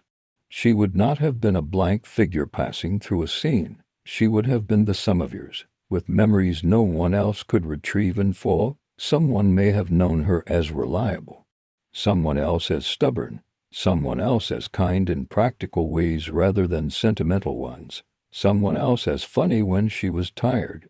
Human beings are never only one thing, and violent crime commits a second theft when it strips away that complexity and leaves only the label of victim. To write this story honestly is to resist that flattening. There were also customers, and their presence underscores the arbitrariness of evil. Workers at least belonged to the place by duty. Customers entered by chance and timing, by the ordinary logic of appetite and convenience. One of the slain customers was a man, and with him the case acquires the quiet tragedy of a life intersected at random. A customer is often the least remembered kind of victim in public consciousness because the narrative attention naturally drifts toward employees trapped in the scene. Yet a customer carries into a restaurant the full weight of his own separate life. He may have come in after a long day, shoulders stiff from work, hunger dull and practical. He may have been meeting someone or stopping alone. He may have been thinking about home, about some task waiting later, about nothing at all beyond the meal in front of him. Ordinary adults spend a large portion of life in this register, moving through public spaces while privately preoccupied. It is one of the reasons sudden violence feels so philosophically obscene. The world permits people to remain inward and ordinary right up until the second it does not. A customer does not enter a restaurant prepared to become part of a massacre. He enters assuming the social contract still holds. You pay, you eat, you leave. When that contract is broken with lethal force, the violation feels broader than one crime scene. It feels like an attack on the invisible agreements that make public life possible. Another customer was a woman, and again the simplicity of that fact conceals a whole lost interior world. A woman stopping for food on a winter evening in suburban Illinois might have seemed to anyone passing by like a figure without narrative, just another person under fluorescent light. But every such figure contains an unwritten novel. Perhaps she was independent, practical, tired, and disciplined. Perhaps she was warm and chatty. Perhaps she was private to the point of seeming distant. Perhaps she had people waiting for her. Perhaps she preferred solitude. The imagination does not need to invent melodrama to honor such a life. It is enough to understand that she existed in her own full human scale, and that the public never truly gets access to that scale. Families do, friends do, co-workers do. The loss radiates through all of them differently. One person remembers her voice, another remembers the way she handled stress, another remembers an argument now frozen forever without repair. Violent death traps relationships in their unfinished state. That is another cruelty hidden beneath official narratives. No one gets the final clarifying conversation. No one gets to say what they meant to say more clearly. No one gets one more holiday, one more apology, one more ordinary meal. There was also the young couple, and their presence gives the story a particularly haunting tenderness. Two young people in a relationship carry with them a future written in pencil. Everything is still being imagined, tested, guessed at. Their intimacy would have had the fragile intensity of youth, where love can feel both absolute and provisional, where plans are made in half-serious tones that may later become real. A young couple working or dining together occupies a special emotional space because each becomes witness to the other's becoming.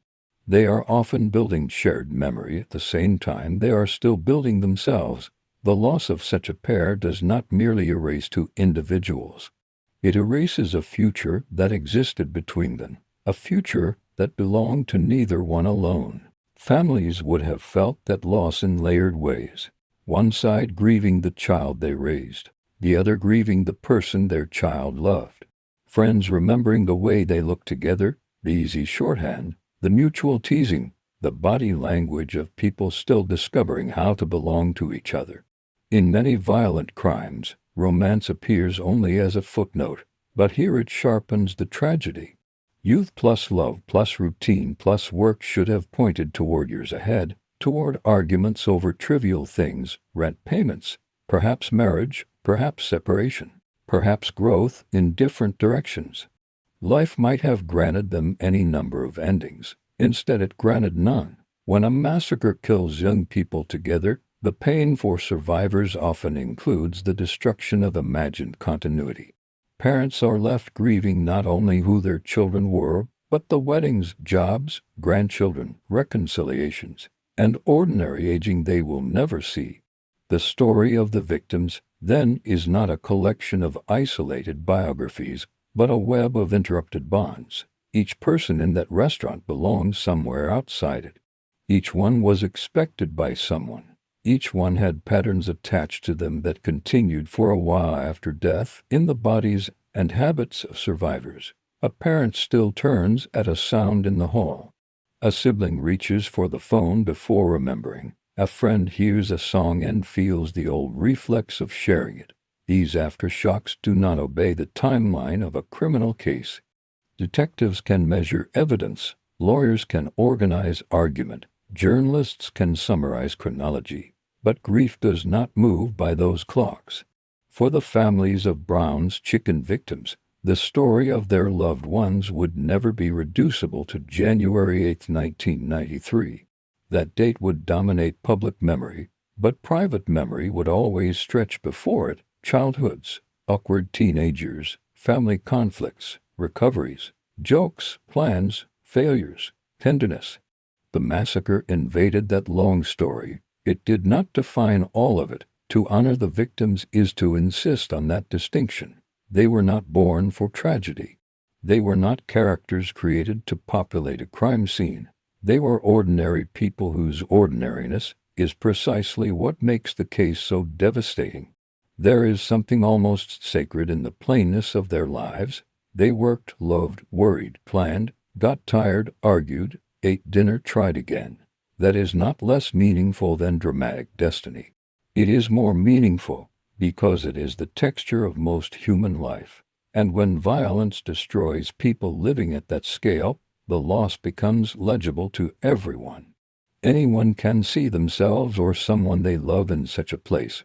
A daughter at work, a couple out together, a mother balancing too much, a customer stopping briefly before going home. The victim's story in Brown's Chicken is therefore also the listener's point of entry into the emotional truth of the case. The dead were not remote. They were recognizably human in ways that make the later brutality harder to bear. Their lives did not carry grand public significance before that night. That too matters. Not every life is publicly visible, but every life is privately immense. The massacre forced those private immensities into public grief. Afterward, photographs would stand in for personalities, and names would be spoken by strangers who never knew the people behind them. But somewhere beyond those public uses of memory, the real stories remained in fragments held by those who loved them. A favorite meal, a holiday habit, a repeated phrase, a look that meant irritation or amusement depending on context, a dream mentioned casually once and never revisited. This is what crime cannot fully erase, though it can wound it beyond language. The victims of Brown's Chicken left behind more than a scene. They left behind incomplete lives still echoing in the people who survived them. That is the truest version of their statement. Not words spoken from a witness stand, not a formal account preserved in paperwork, but the silent testimony of who they were before the violence came. Workers earning a living, customers passing through, young people still becoming themselves, adults carrying families, and histories, human beings gathered for one ordinary winter evening under bright lights, never knowing that the most important fact about them, in the eyes of the public, would soon become the way their lives were taken rather than the lives they had been living. By the time the night entered its final stretch, the restaurant had begun the subtle transformation every closing business undergoes, that shift from public space to private labor, from customer rhythm to staff routine, from the noisy unpredictability of open hours to the quieter, more mechanical choreography of shutting everything down. The warmth inside Brown's Chicken held against the January cold beyond the glass, and under the fluorescent lights the room would have looked almost too normal to contain danger. Tables waited to be wiped, the counter still held the shape of service, kitchen surfaces carried the residue of a working day. There were likely scraps of conversation drifting in and out of practical tasks, voices lowered not from fear but from fatigue. The way people speak when the end of a shift is close enough to imagine but not close enough to relax into. In a place like that, the final hour often feels both slow and hurried, slow because the body is tired and notices every remaining task, hurried because everyone is already thinking about what comes next. Home, heat, a couch, a late meal, sleep, a phone call. The next day, nothing in those familiar closing motions would have announced what was coming. That is one of the most terrible truths of violent crime. It rarely arrives with the dramatic warning the human mind thinks it deserves. It enters ordinary time like a stain, quietly at first, almost plausibly, until it is too late to name it anything but catastrophe. The incident at Brown's Chicken began, at least on the surface, with the grim logic of robbery. It is easy to imagine how the moment first presented itself, not as a massacre but as a threat designed to achieve a practical end. People in restaurants, convenience stores, gas stations, and other public businesses know, even if they do not say it aloud, that robbery belongs to the outer edge of possibility. It exists in the background of late shifts the way a storm exists at the edge of a summer sky, unwanted, unlikely, but not unimaginable. If armed offenders entered the restaurant near closing, the first seconds may have been consumed by confusion rather than immediate comprehension. A stranger's tone can change a room before his weapon does, a face can harden, a voice can flatten into command. A body can move with a certainty that tells everyone else the ordinary rules are no longer in effect. The air changes first, then posture, then sound. Chairs stop scraping, hands freeze. People look not just at the weapon, if there is one, but at each other, because human beings search other faces for the right emotional response. In such moments there is often a brief lag between the event and the mind's acceptance of it. This cannot be happening, this is happening. That distance can be as thin as a second, but to the people inside it feels much larger. The restaurant that had just been a workplace and a place to eat becomes instantly something else, a confined stage of fear where every movement acquires consequence. At the beginning, the likely hope in that room would have been primitive and practical. Give them the money, do what they say, stay still, survive. That is the silent prayer of robbery victims. People do not make grand decisions in those moments. They shrink the future into the next instruction, the next second, the next chance not to provoke the violence already pressing against them. A worker may have opened a register with shaking hands. Another may have stood rigid, trying not to cry, trying not to move too suddenly, trying to make the body small and harmless. Customers caught in the scene may have felt the special terror of being in the wrong place at the wrong time, the awful understanding that they were not even targets in any meaningful sense. Merely present, absorbed into a danger that had begun elsewhere and now included them without reason. Fear does not make time move faster. It makes details stand out with unbearable sharpness. The hum of lights, the smell of old grease, the cold draft whenever a door opens, the scrape of a shoe, the sound of breathing when nobody dares speak unnecessarily. A person under threat can notice absurdly small things because the mind is trying to survive by reading everything. Is the offender calm or jittery? Is he looking at faces or avoiding them? Is he giving commands clearly or stumbling through them? Does he seem rushed, angry, detached?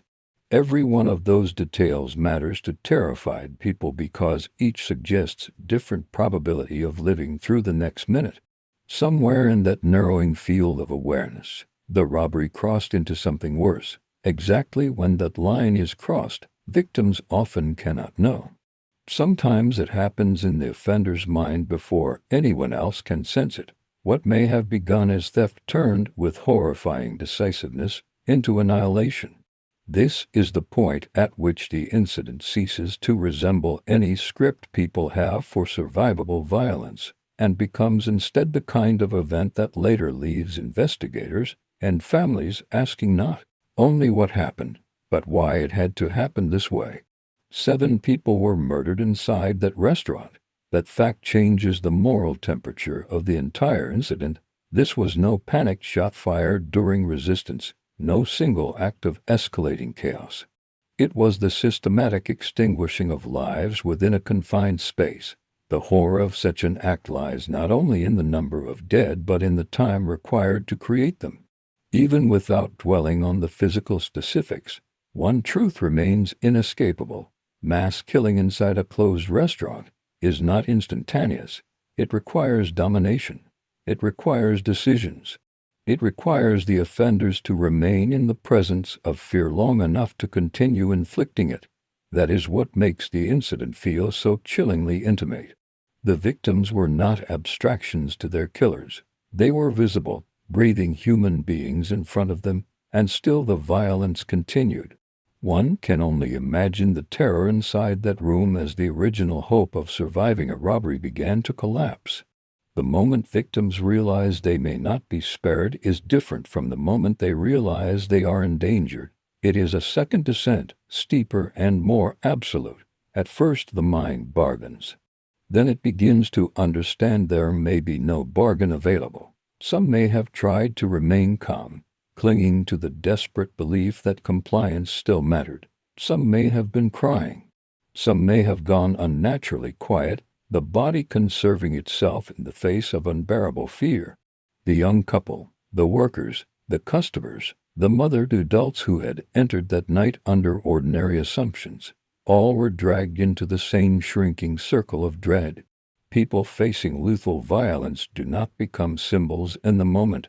They remain intensely human. They think of home. They think of children.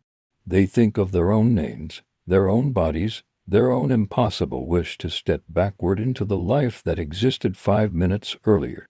The offenders, meanwhile, had moved beyond the practical logic of stealing money. Once the robbery became murder, the room was no longer simply a business being held up. It was a trap. And in traps, every sound becomes final. There would have been commands, movement, restraint, fear layered upon fear. The incident likely unfolded away from the comforting fiction of the front counter and into the more enclosed spaces of the restaurant, where visibility narrowed and the walls themselves seemed to participate in the confinement. Closing time businesses carry a strange vulnerability because once the public flow ends, fewer witnesses remain, and the back rooms, storage areas, and workspaces become private in ways that can be exploited. The same areas designed for inventory, cleanup, and routine staff use can become sites of terror when control shifts to violent outsiders. The offenders would have understood, instinctively or deliberately, that isolation was power. It is one thing to threaten people in a room open to the street, another to push them deeper into a workplace after the doors are effectively closed to rescue. Inside such enclosed space, victims lose more than physical freedom. They lose the psychological support of the outside world. The windows, if visible at all, become useless. The parking lot beyond the glass becomes impossibly distant. Every familiar object around them, every freezer, shelf, sink chair, and counter, is transformed by fear into part of the setting of their possible death. At some point during the incident, the offenders made the decision not merely to rob but to erase witnesses. It is a phrase often used in crime reporting, almost bureaucratic in its simplicity, yet behind it lies a depth of cruelty that should never sound routine. Witnesses are not obstacles in any moral sense. They are people. To decide that none should live is to cross into a state of mind where human life is not merely expendable, but inconvenient. That is what gives the Brown's Chicken Massacre its lasting psychic scar. The crime reveals not impulsive rage alone, but cold permission granted by the offenders to themselves. They were willing to extinguish a room full of ordinary people in order to leave with money and silence. That silence would indeed last for years, but inside the restaurant that night it was first created in the most brutal possible way. One can imagine the final stretch of the incident as a kind of collapsing world. The victims would have understood by then that the rules were gone, that they were inside not a robbery but an atrocity. There may have been moments of pleading, moments of frozen disbelief, moments when one person's fear sharpened the fear of everyone else because terror is contagious in confined space. There may also have been acts of quiet courage impossible to fully recover now, tiny human gestures that never entered the official record, a glance meant to comfort someone else, a body instinctively leaning toward another, an attempt to stay calm for the sake of the younger or the more frightened. Crimes destroy lives, but they also hide these final acts of humanity within the darkness they create. It is likely that some of the victims, even in the worst moments, still clung to the belief that survival was possible, because the mind cannot easily accept total collapse. The body remains alive until it is not, and while it remains alive it searches for the next chance, the next pause, the next mercy. That search makes the incident all the more heartbreaking. They were not characters in a story who knew how the scene would end. They were living people trapped minute by minute inside uncertainty, hoping against evidence that the next second might still open outward rather than close forever. Outside the restaurant, the suburb remained almost offensively normal. Cars moved through the winter night. Televisions flickered in homes. People folded laundry, finished dinners, argued about small things, checked thermostats, locked doors, and prepared for sleep. That contrast is one of the defining horrors of public massacres in ordinary places. The outside world continues in ignorance while, inside one sealed location, reality has already broken open. Brown's Chicken sat in that contradiction, bright and ordinary from the road, while within it fear had become absolute. No passerby could see the full shape of what was happening. No family member at home could yet name the dread that would soon enter their lives. The incident unfolded in a pocket of time hidden inside an otherwise routine suburban evening. After the killings, the offenders left. That departure is almost as chilling as the attack itself. To leave a room of dead and dying people behind and step back into ordinary darkness requires a brutal compartmentalization that few minds can even imagine. The offenders exited not into another world but into the same suburban landscape everyone else inhabited, the same roads, the same traffic lights, the same cold air. That is part of the moral obscenity of crimes like this. The perpetrators do not vanish into myth. They re-enter normalcy carrying what they have done. At some point after leaving, they would have been inside a car beneath the same winter sky as the families waiting at home for loved ones who would never arrive.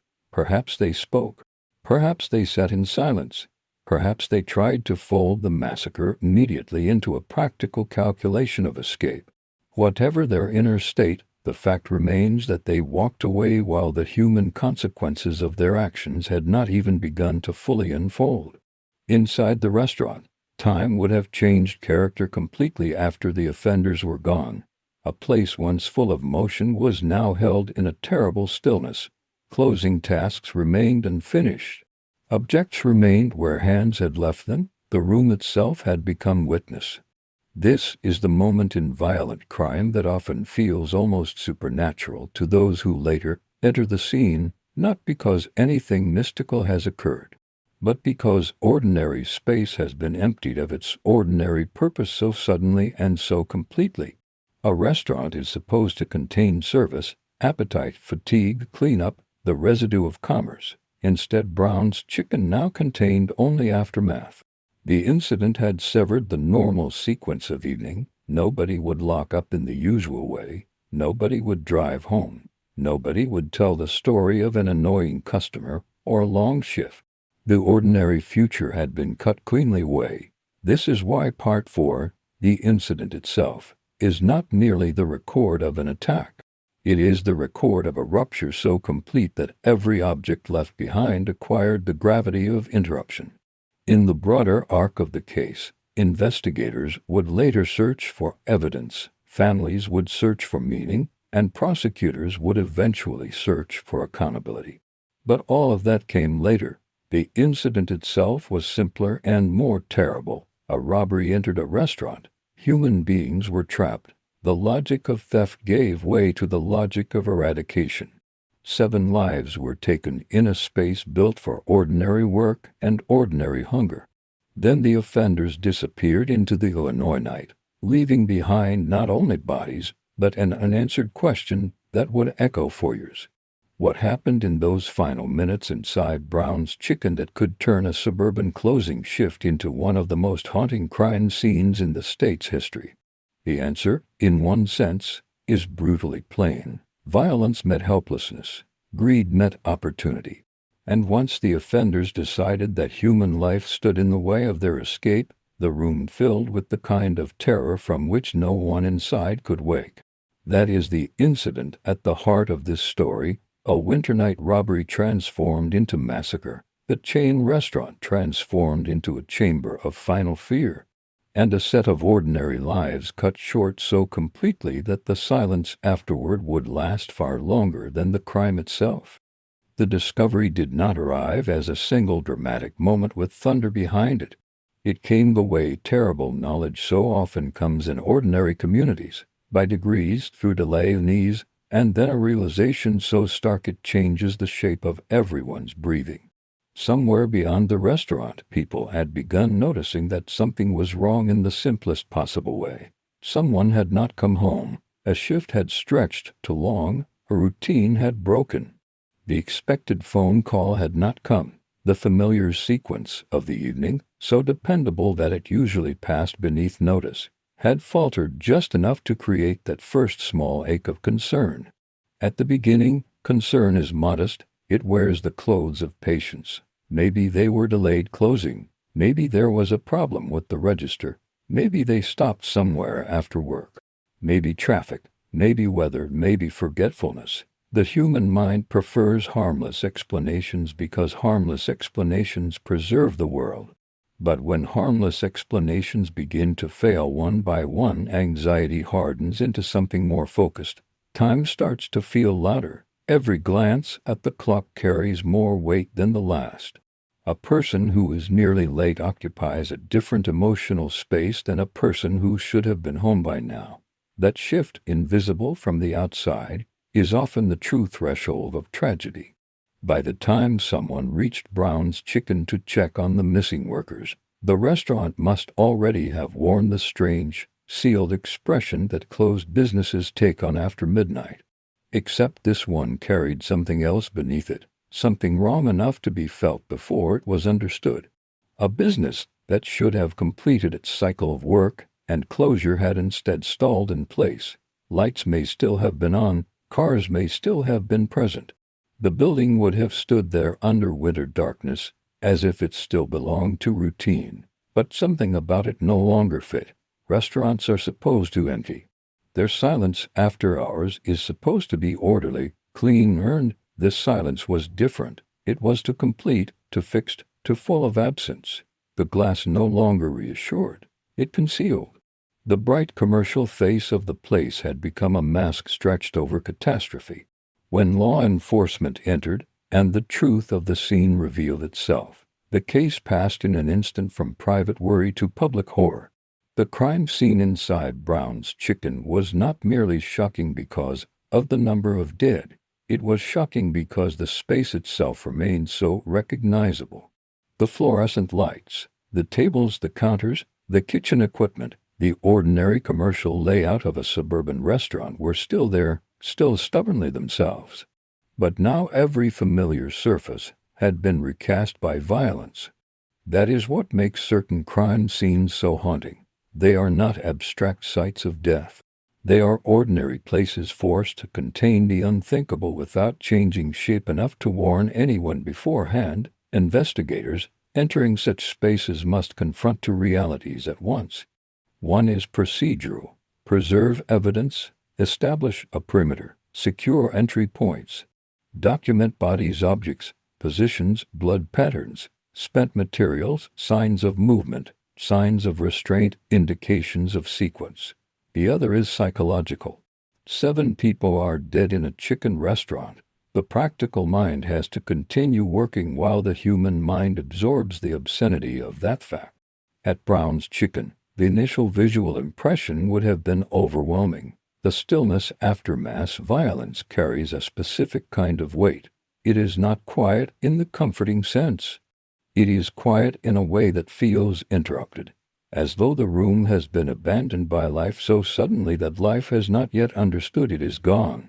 Unfinished work would have sharpened that impression. The remnants of closing procedures, objects out of place not because of ordinary mess but because action had been stopped midstream, would have testified to how abruptly the evening had broken.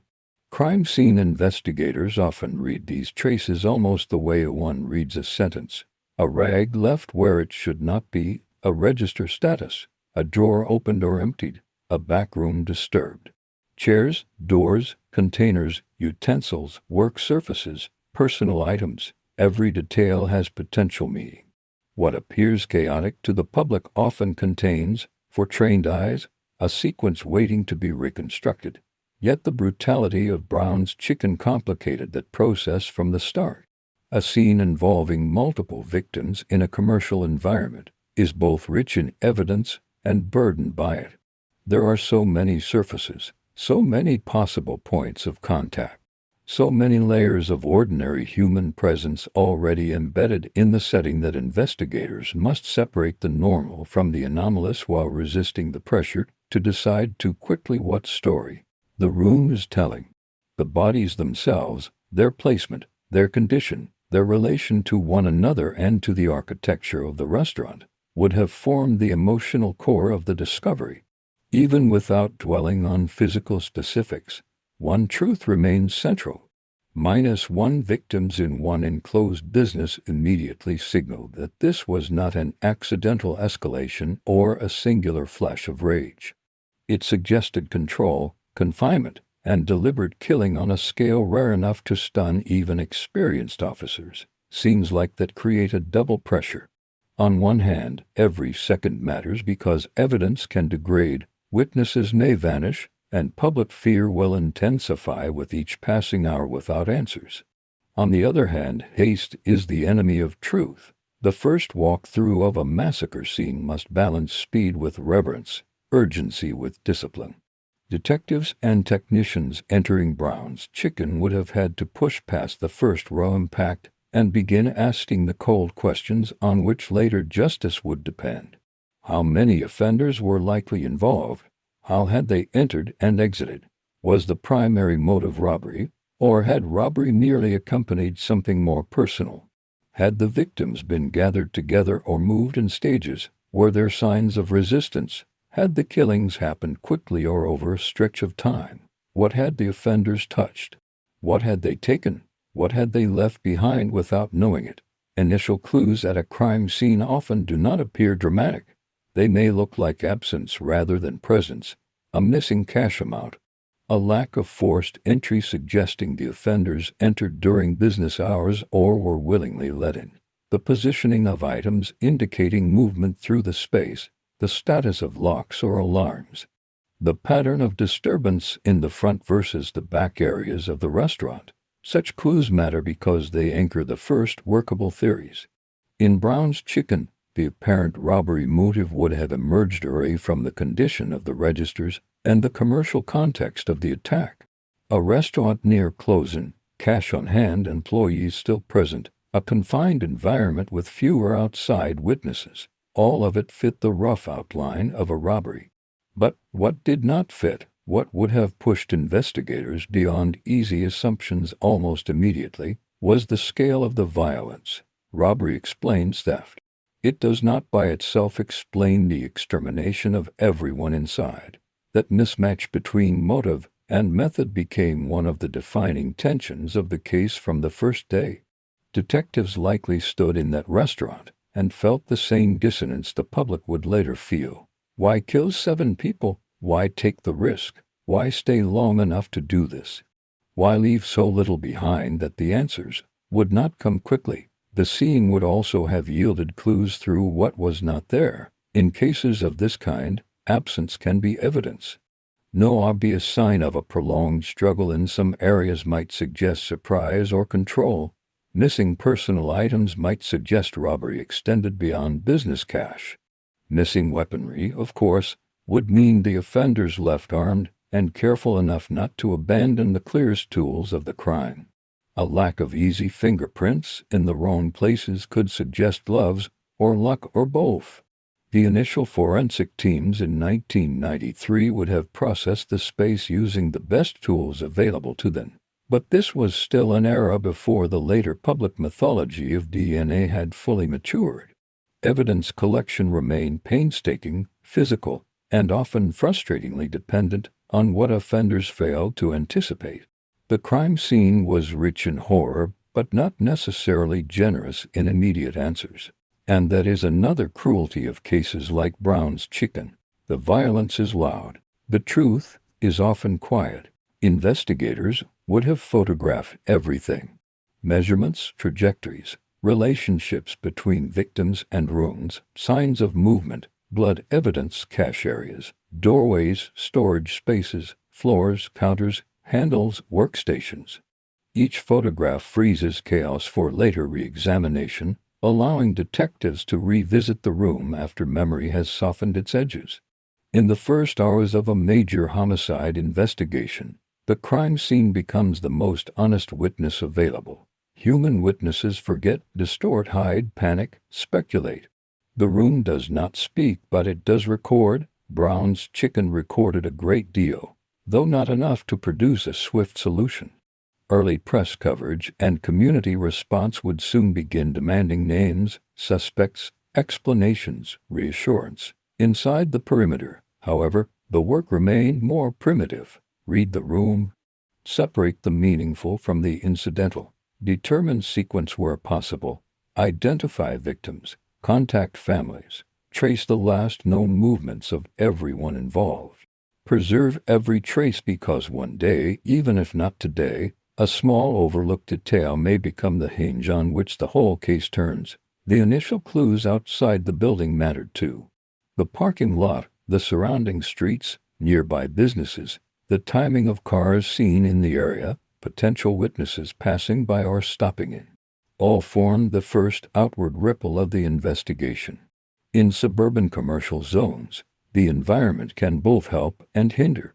There are access roads, traffic patterns, neighboring stores, perhaps workers in adjacent businesses who noticed something unusual. But there is also a kind of anonymity built into those same spaces. People come and go without learning one another's names. Cars blend. A person in a hurry notices only fragments. The hour of the crime narrowed witness opportunities further. Near closing time, fewer people are present, and those who are present often carry only partial impressions. A vehicle seen but not remembered clearly. A stranger glimpsed but not studied. A sound heard but dismissed. Detectives would have moved quickly to canvass the area. Understanding that memory decays almost immediately, and that frightened or uncertain witnesses often fail to recognize the importance of what they saw until later. The first public descriptions of possible suspects in major cases are frequently broad because the early witness picture is fragmentary. Brown's Chicken would have been no exception. The event was massive. The clues at first were not. There would also have been the question of whether the victims knew the offenders. Mass killings during robberies raise that possibility quickly because excessive violence can sometimes suggest familiarity, fear of identification, or a personal component masquerading as opportunistic crime.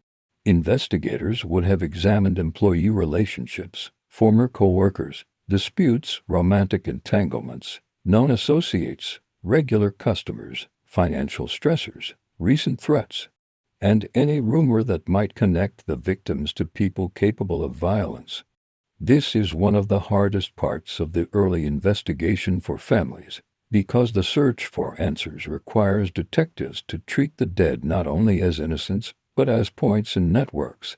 Boyfriends, ex-boyfriends, friends, co-workers, acquaintances, neighbors. Anyone with access or motive becomes part of the widening circle of scrutiny. For grieving relatives, that scrutiny can feel like a second violation. Yet from an investigative standpoint, it is necessary. The crime scene suggested a robbery, but it also suggested a level of control and finality that demanded deeper inquiry. Did the offenders choose Brown's Chicken at random? Did they know the routines? Did they know who might be present? Did someone inside recognize them? Initial clues could not answer those questions completely, but they would have pointed investigators toward them. Among the most important early developments in any case are the recoveries that do not yet look important. Biological traces, smudges, touch surfaces, fibers, minute transfers between bodies and surroundings. All can sit in evidence storage for years before science or circumstance catches up to them. In 1993, technicians at Brown's Chicken would have collected what they could from the scene with the understanding that some of it might prove immediately useful and some of it might not.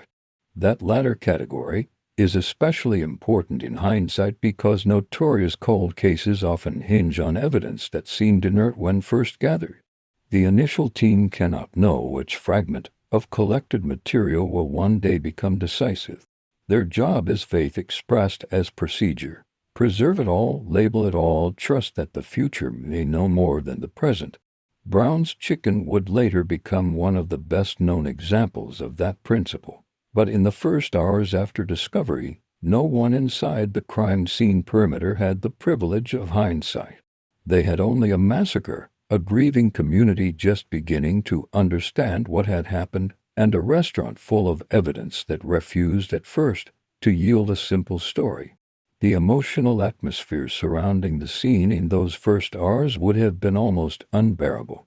Beyond the technical work, there was the immediate human labor of death notification, victim identification, media control, and community containment. Officers had to leave that fluorescent world of blood and stillness and walk into homes where families were still clinging to uncertainty. There is no clean way to tell someone that the person they were waiting for has been found among multiple dead in a restaurant. Language fails before the reality does. The crime scene extends into those homes. At the moment the news arrives, a mother falls into a chair, a father goes suddenly rigid, a sibling begins asking questions no one can answer yet. A partner stops hearing words after the essential fact lands. Meanwhile, the physical scene remains under lights, measured and photographed, and guarded, as though justice can begin by holding still what evil tried to scatter. In the days that followed, the public would learn basic facts. 7 victims, a robbery, a suburban restaurant turned into a site of massacre. But the earliest clues did not bring relief. They brought the shape of a mystery. Detectives had a crime scene that screened brutality and a surrounding landscape that offered only fragments. The business setting explained opportunity but not excess. The evidence preserved possibility but not immediacy. The victims' relationships opened lines of inquiry, but no clear path. The initial clues at Brown's Chicken were therefore both substantial and maddening. They established that this was a controlled, deliberate attack. They suggested robbery. They implied witness elimination. They hinted that the offenders had either luck, caution, or familiarity on their side, and yet they stopped short of naming the hands responsible. That is the tension at the heart of Part 5. The discovery was devastating, the scene unforgettable, the clues real, but the truth remained just beyond reach. Brown's Chicken stood in those first days as both a place of evidence and a place of accusation, silently insisting that someone had done this and that the room itself knew more than it could say. Investigators listened the only way they could, through photographs, samples, interviews, and reconstruction. The community listened too, through rumor, fear, and the growing awareness that one of the most ordinary places in town had become the center of an unanswered horror. And in that gap between what the crime scene revealed and what it withheld, the long shadow of the case truly began. In the weeks after the massacre, the investigation moved with the violent momentum that follows any crime so public, so brutal, and so impossible to ignore. Detectives did not have the luxury of grieving in one piece. They had to transform shock into structure. Every hour mattered. Every witness had to be found before memory dulled. Every rumor had to be weighed before it poisoned the case or pointed, however faintly, toward truth. Outside Brown's Chicken, the winter air still bit at faces and stiffened fingers, but inside police offices, interview rooms, and evidence labs, the case had already become its own climate. Cold in a different way, defined by fluorescent fatigue, legal pads filling with names, coffee gone stale in paper cups, and the relentless replay of one question: who had done this? And how had they slipped away from a suburban restaurant after killing 7 people without immediately revealing themselves? Early investigations of crimes like this often create the illusion of proximity. The public sees police cars, hears appeals for information, watches sketches emerge, listens to phrases like promising leads and active inquiry, and imagines the answer must be close. Just one interview or fingerprint or nervous mistake away. Sometimes that is true, often it is not. In the Brown's Chicken case, detectives quickly found themselves caught between the size of the crime and the stubborn smallness of the usable evidence. The massacre demanded a fast resolution. The facts did not cooperate. The first wave of suspicion fell where it usually falls in violent cases, toward the people nearest the scene by relationship, familiarity, or opportunity. This was not cruelty, it was method. Investigators had to start with those who knew the victims, those who knew the restaurant, those who might have understood the closing routine, the cash on hand, the likely staffing, the layout of the building, the habits of the workers. A robbery can be random, but a massacre during a robbery raises darker questions. Did the offenders know someone inside? Did they fear recognition? Was the business selected because it was vulnerable or because it was familiar? These questions pushed detectives toward the social circles surrounding the victims. Friends were questioned. Relatives were questioned. Co-workers, former employees, boyfriends,